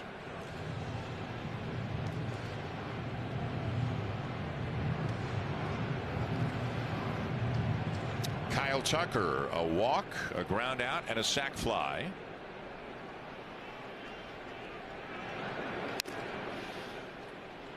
So Mantiply, the third pitcher of the night. Max Scherzer, 2 innings, 2 hits, 2 runs. Again, we don't know what may have been going on with Scherzer. The velocity was a little down in the first inning to the point where it looked like Pete Walker or somebody from the dugout said, "Are you okay?" And we saw Max say, "I'm okay." The velocity actually ticked up in the second inning, but then he did not come back out for the third. If anything is going on, I guess, Joe, best case scenario is maybe he's got the same thing that Eric Lauer had. You'd rather a guy have the flu than an injury, but we'll find out. Well, hopefully we will find out something after the game. A little tapper foul. But boy, it is one thing after another right now for this team. Yeah, and then the next thing is, if this is an illness going around the clubhouse, they're going to have to be very wary of that with starting pitchers, because if they're going to put them out there, you're going to have to make sure that they can go their distance, whether that's 5 innings, 6 innings, whatever the case may be, because it's really putting them in tough spots.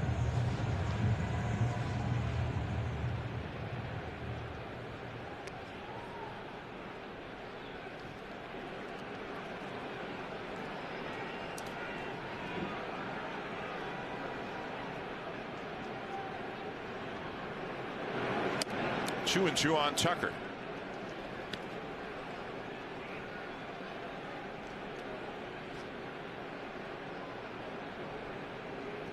George Springer talking about his swing with Lou Ionati, one of the hitting coaches. See him talking about the angle at which he's taken to the baseball. Didn't go, and it's full. If you're working under the baseball just a hair, and a lot of balls are going up in the air, and I think that's what George is feeling a lot lately. 2 more fly balls here tonight. He's thinking you got to work down to the baseball more when he directed his hand downward. Tucker draws his second walk of the night.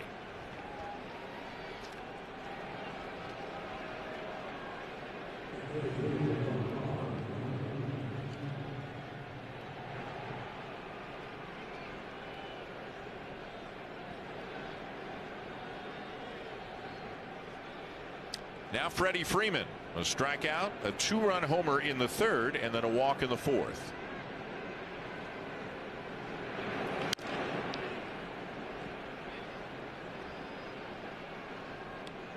I feel like I'm seeing more lefties throwing sinkers into lefties now. We've seen Mantiply do it. We saw Josh Fleming trying it. We saw Sean Newcomb on the weekend in Chicago doing it, a left-hander for the White Sox.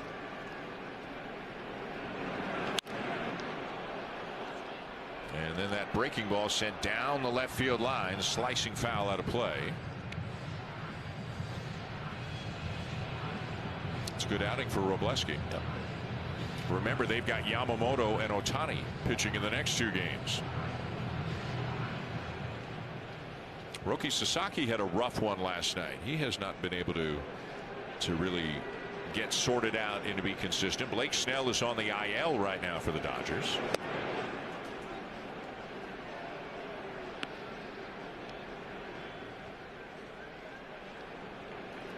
Got a number of pitchers on the injured list, but they can continue to backfill. They have more and more bodies. Snell, Gavin Stone is on with his shoulder. Phillips, Stewart, a lot of the names we saw and heard about throughout the postseason.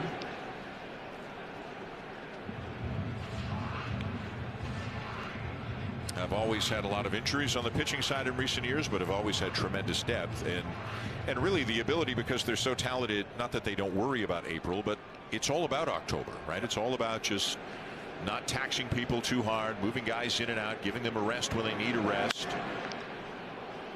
and then just hopefully in their minds being at their peak in October. And it has worked each of the last 2 years. We saw it last year, and it's almost like we're about to watch it again, just how they kind of just put it in cruise control to win their division. And unless they're getting any more challenges from the Giants or Diamondbacks, it's going to be cruise control. And yes, it's playing and getting ready for October.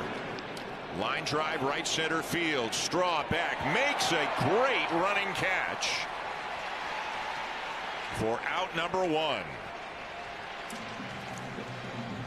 Miles Straw can go get him. It doesn't matter where you put him. Tonight it is in right field, and this ball was ripped. It looked like it was going over his head. Good route, but good speed as he reaches up to make the grab.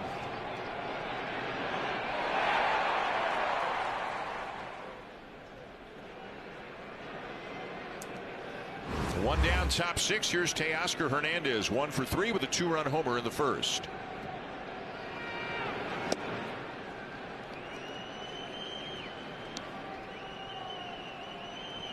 Very solid numbers for Hernandez to begin his season.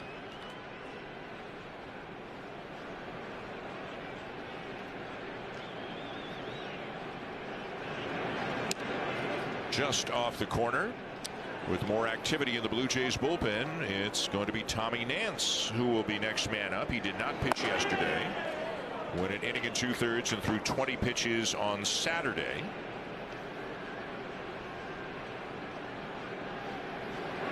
And a guy who is capable of giving them more than 3 outs. Yeah, I think that's what you're looking for. Remember, we talked about him in spring training, and we said exactly that. In fact, I may have used these numbers. When you're down 7-1, can he give you a couple of innings to save your leverage guys? It's a valuable role. It sounds silly, but it is a valuable role. And a 4-pitch walk to Hernandez. The second walk given up this inning by Mantiply. And a key part of that role is not walking people. You have to make sure you're pitching, making pitches, and even if you're getting hit, you can stay out there to get those outs. I don't think Tommy Nance is the type that's going to walk himself into trouble. He'll be much more efficient and be in the zone.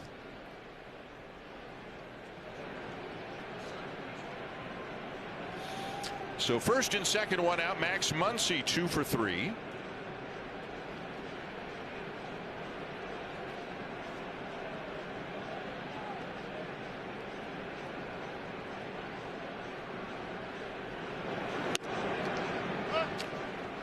You know, there's a lot of conversation these days about how starting pitching isn't as important as it used to be in baseball, and they may not throw as many innings as they used to, but when something goes wrong, whether it's a Ponce injury or a Lauer flu or whatever maybe Scherzer may be dealing with right now, there's such a domino effect. Yeah. Where now you're overusing relievers, or you're having to call guys up from AAA, or your offense is constantly playing from behind. It just trickles into every aspect of the game. It is why good starting pitching costs so much money. That guy does it on both sides of the ball.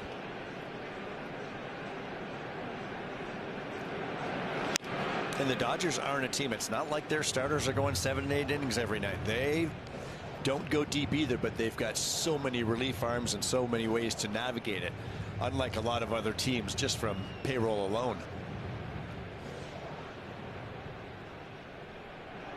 Start looking at this series and Kevin Gausman there, and it's like they don't just need a good outing from Kevin Gausman because it's to save the bullpen. They got to start winning some baseball games. Swing and a miss, and Mantiply gets Muncy for the second out.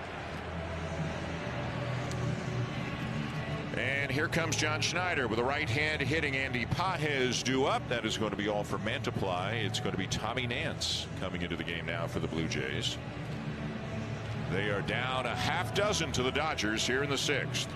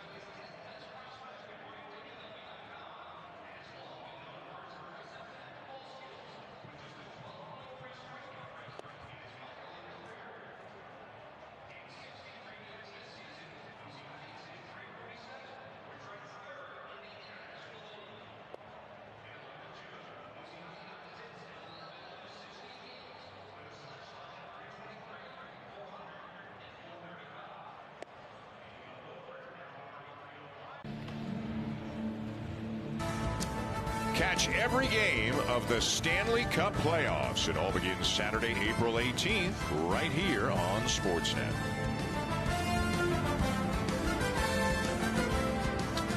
Here is Tommy Nance into trying to finish off this inning, and again, just give the Blue Jays as many outs as he can get. And Tommy Nance has been a pretty reliable guy since he came to the Blue Jays. I would call him pretty reliable. He's a guy, and you look back to last year, he is going to pound the strike zone. He's not going to get himself in trouble. He's going to come in and do the job, or he'll give up some hits and give up a little bit, but he's going to be out there and get you some outs, and that's what's important in a game like this. A slider away, ball one to Andy Pages. They might need that arm. Get loose. That is a souvenir. You know what? Hasn't been around long, but old enough to know that is a souvenir you don't want to give up lightly.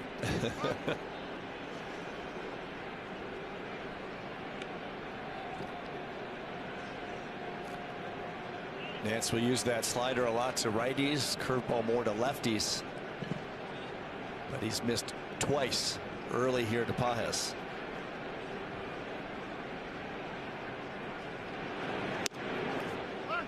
Drops in a breaking ball, 2-1.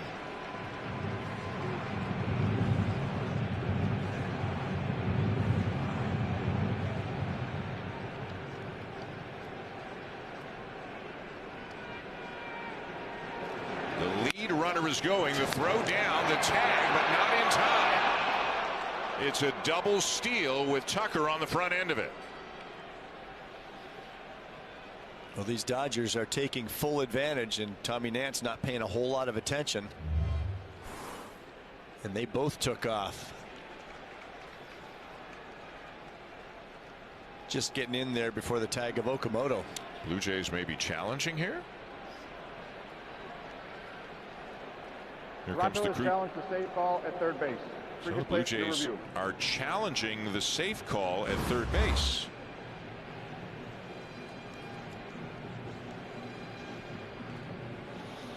We saw in Chicago on the weekend, Okamoto was a little bit late leaving his spot to get to the bag, and it looks like he made a bit of an adjustment here. Good throw, good tag, good everything. It's just the looks like the hands of Tucker got in there. Did the glove come down on the helmet? Hands in. Oh, it's there. But did it come off at some point would be the next question. Right that there. Must be it. Did he come off, and was Okamoto still in contact with him? That's a tough one to see clearly. I mean, he beat it. But did he come off while the glove was kind of still on his midsection?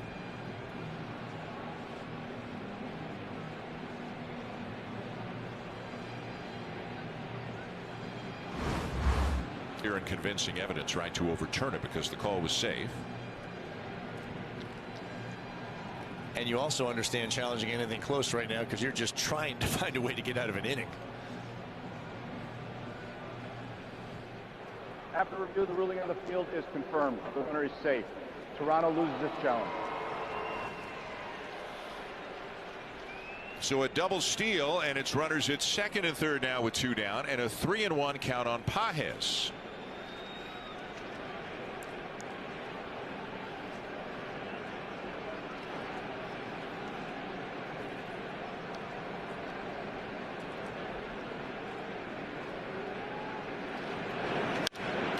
In the air to deep right center field, and it's going to split the outfielders. It will drive in a couple. It's a 2-run double for Pages to make it 9-1.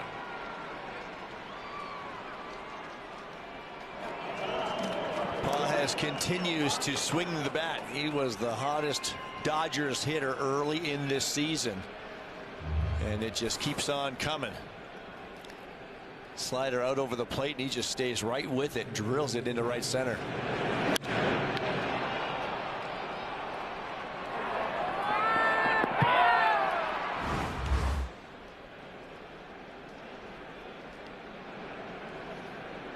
Here's Alex Freeland.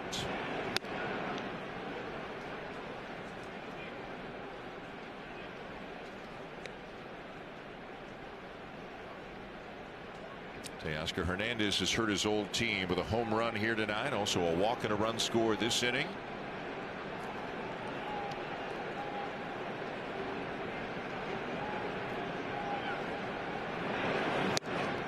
Two and 0.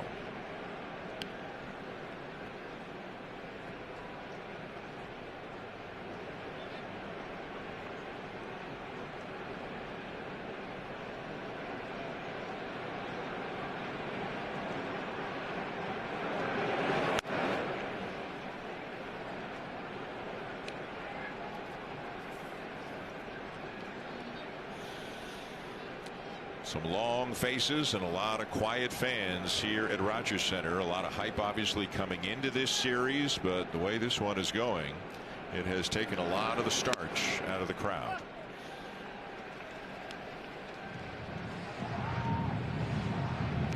The expectations will do that coming out of spring training, right? Going to the World Series. If you think about a year ago, they were coming off a last place finish, so there weren't that many expectations. Slow start, not good, but it wasn't a big deal.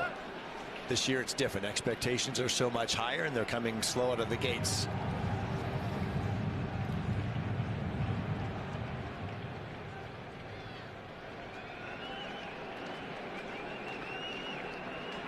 Runner goes from second, and Freeland went around, so he strikes out to retire the side, but the Dodgers get 3 more.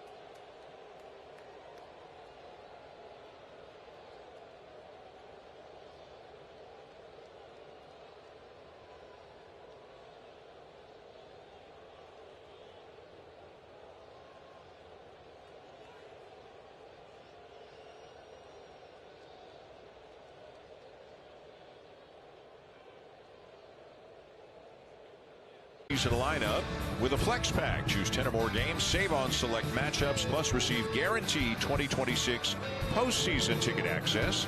Get the matchups you don't want to miss. Visit BlueJays.com/flexpacks to build your pack today.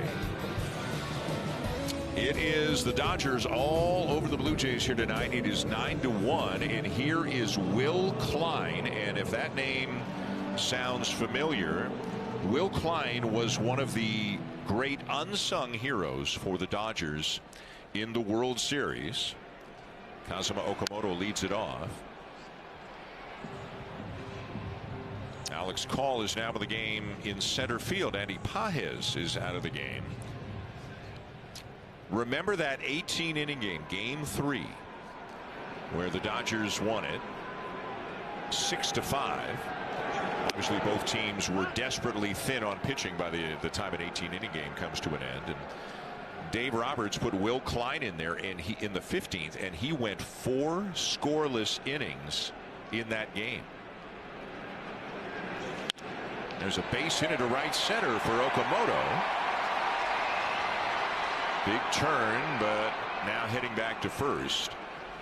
There was talk, and I can't remember where it came from, but some of it was online, whatever, that had the game gone to a 19th inning, that Dave Roberts was going to have to put a position player in the game, that they were done. But Will Klein went 4 scoreless innings into Game 3, and that was one of the Dodger victories in the World Series. Those are the things that you have to dig up to remember. Remember Eric Lauer? That was the game he did the same thing. He went 4 2/3. Here's Ernie Clement. And a tapper slowly hit to second. And Clement is out on the play as Okamoto takes second.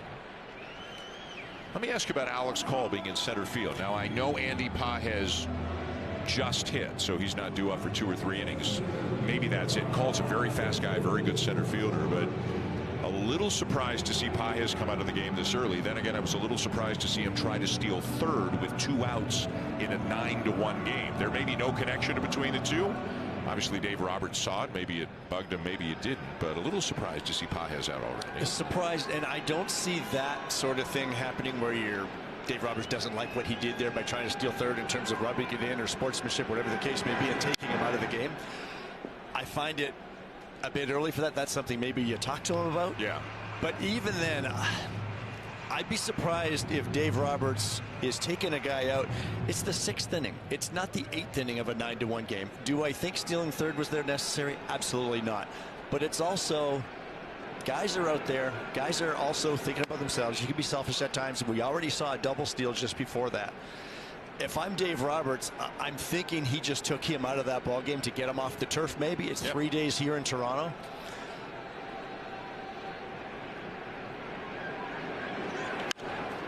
Dalton Varsho hits one a long way to center, but Call is there to run this one down. Okamoto will tag and come to third. Be a good question for Dave Roberts tomorrow, though. Yeah, it may be nothing more than Pages just hit, so his spot wouldn't have come up again for 2 or 3 more innings, and he wants to get Call some action, get him in a bat, who knows. And we do see that on occasion with opposing managers giving a starting player a day off because of the turf here in Toronto. That seems to be a resounding theme when opposing teams come here. 2 down and a man at third for Miles Straw, who was 0 for 2.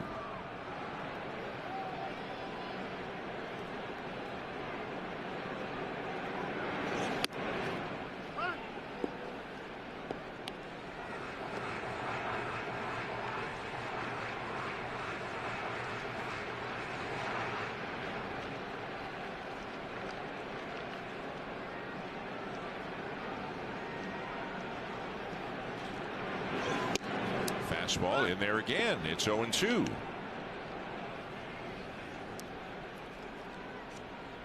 Klein is a big guy, 6'5" out there. He gets pretty good extension, and you see that fastball 97, 98 at times.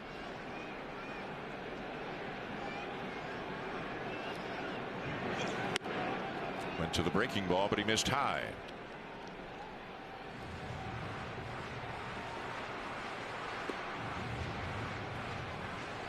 Brandon Valenzuela getting to know his teammates here over the last couple of days. And again, maybe he's in there tomorrow night based on that conversation he was having with Kevin Gausman. Maybe that was kind of an early scouting report between the two.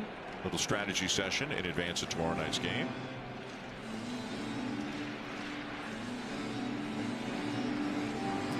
He should get a pretty good chance to start a lot of games. I know Tyler Hyman's certainly been the backup to Alejandro Kirk, but I think when they acquired him, he had that in him where he could come in and fill on more of an everyday role, depending on how he performs.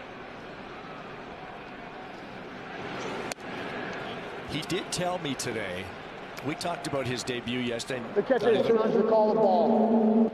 Dalton Rushing is challenging this. If he's right, the inning is over. Oh, just missed.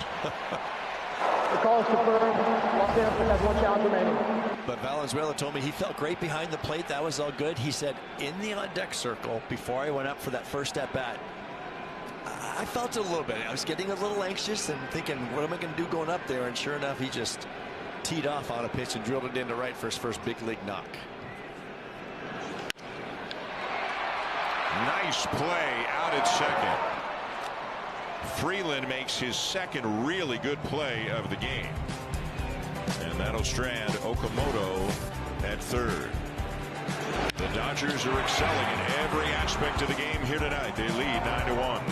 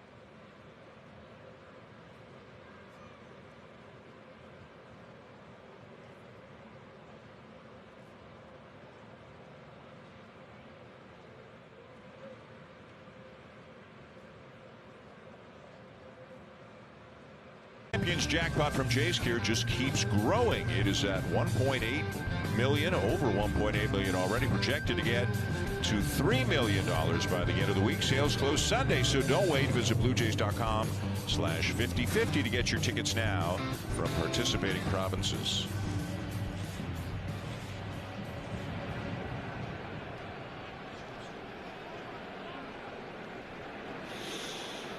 (9-1) Dodgers top 7. Here's Dalton rushing to face Tommy Nance, rushing 2 for 2 and has been hit by a pitch.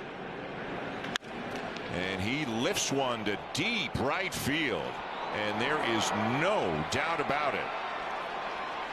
His second home run of the season, his second home run in as many days.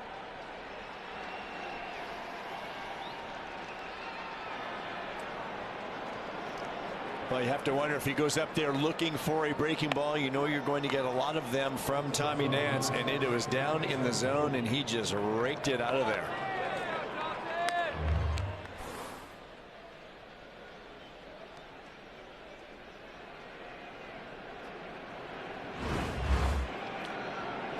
That is 4 home runs tonight for the Dodgers.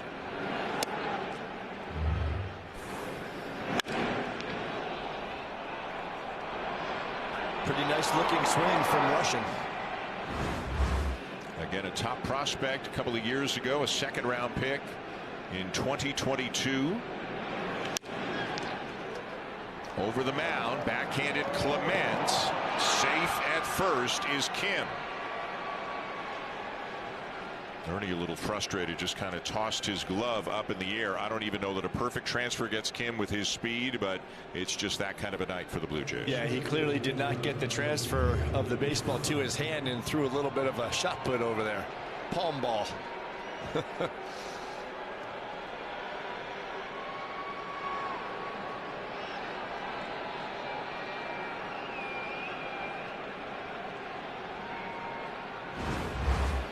Now Ohtani. He homered his last time up, 2 for 4 on the night.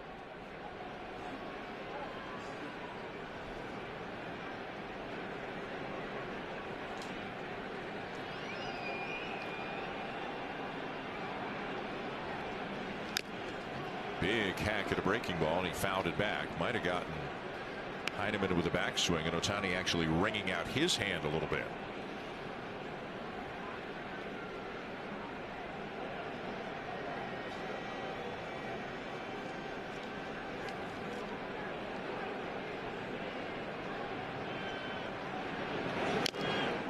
Man, there are no half swings from Shohei Ohtani. There's some very comfortable swings from the Dodgers all night tonight. Bringing out that hand again. Apologizing again.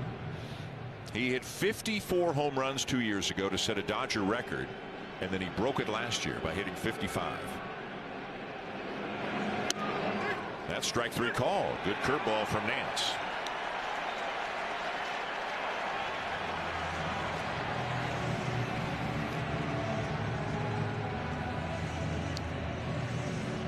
He can leave at any part of the ballpark, but I think that's the approach, at least, is to continue to try to stay away from him. Backdoor curveball that time from Nance was perfect. Now Kyle Tucker, officially 0 for 1. He's also walked twice and had a sacrifice fly.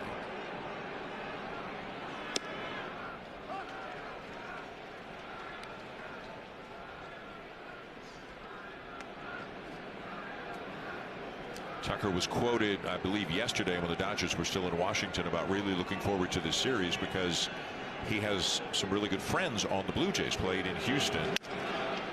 He's got a base hit into right. Didn't hit it hard, but over the head of Guerrero. Up to second goes Kim, former teammates with George Springer, former teammate of Miles Straw in Houston. So maybe a little catching up here with some former teammates, but having a pretty productive night as well.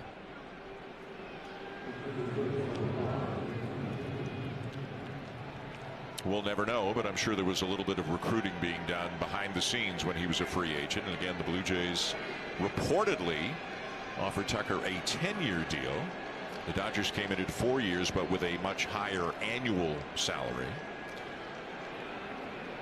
Here's Freddie Freeman.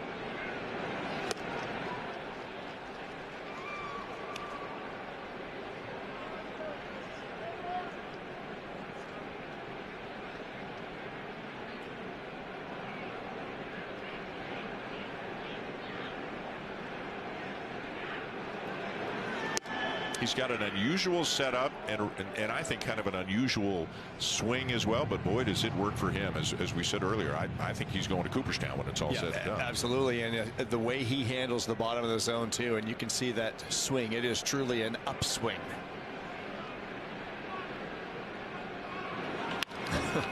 And he lifts this one to deep right. Straw back, turns off the wall.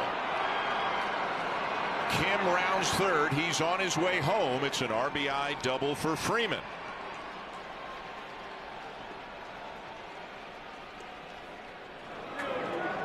Well, right on cue, we barely had it out of our mouths, and there was that upswing. This breaking ball stayed up in the zone a little bit, but he gets it elevated.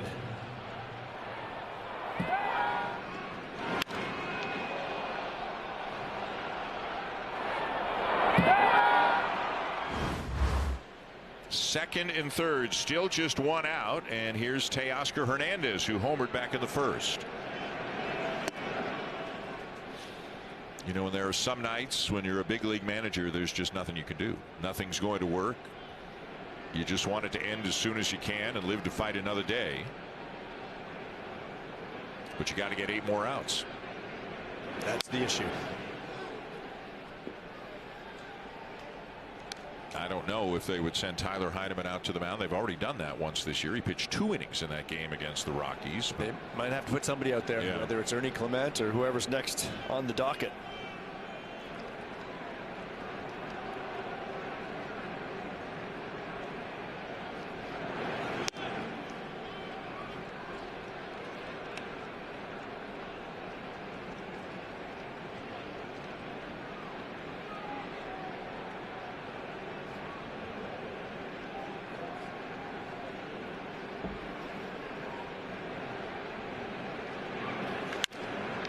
A base hit for Hernandez.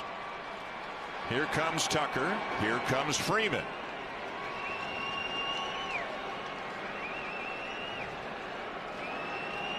A 4 RBI night for Teoscar Hernandez.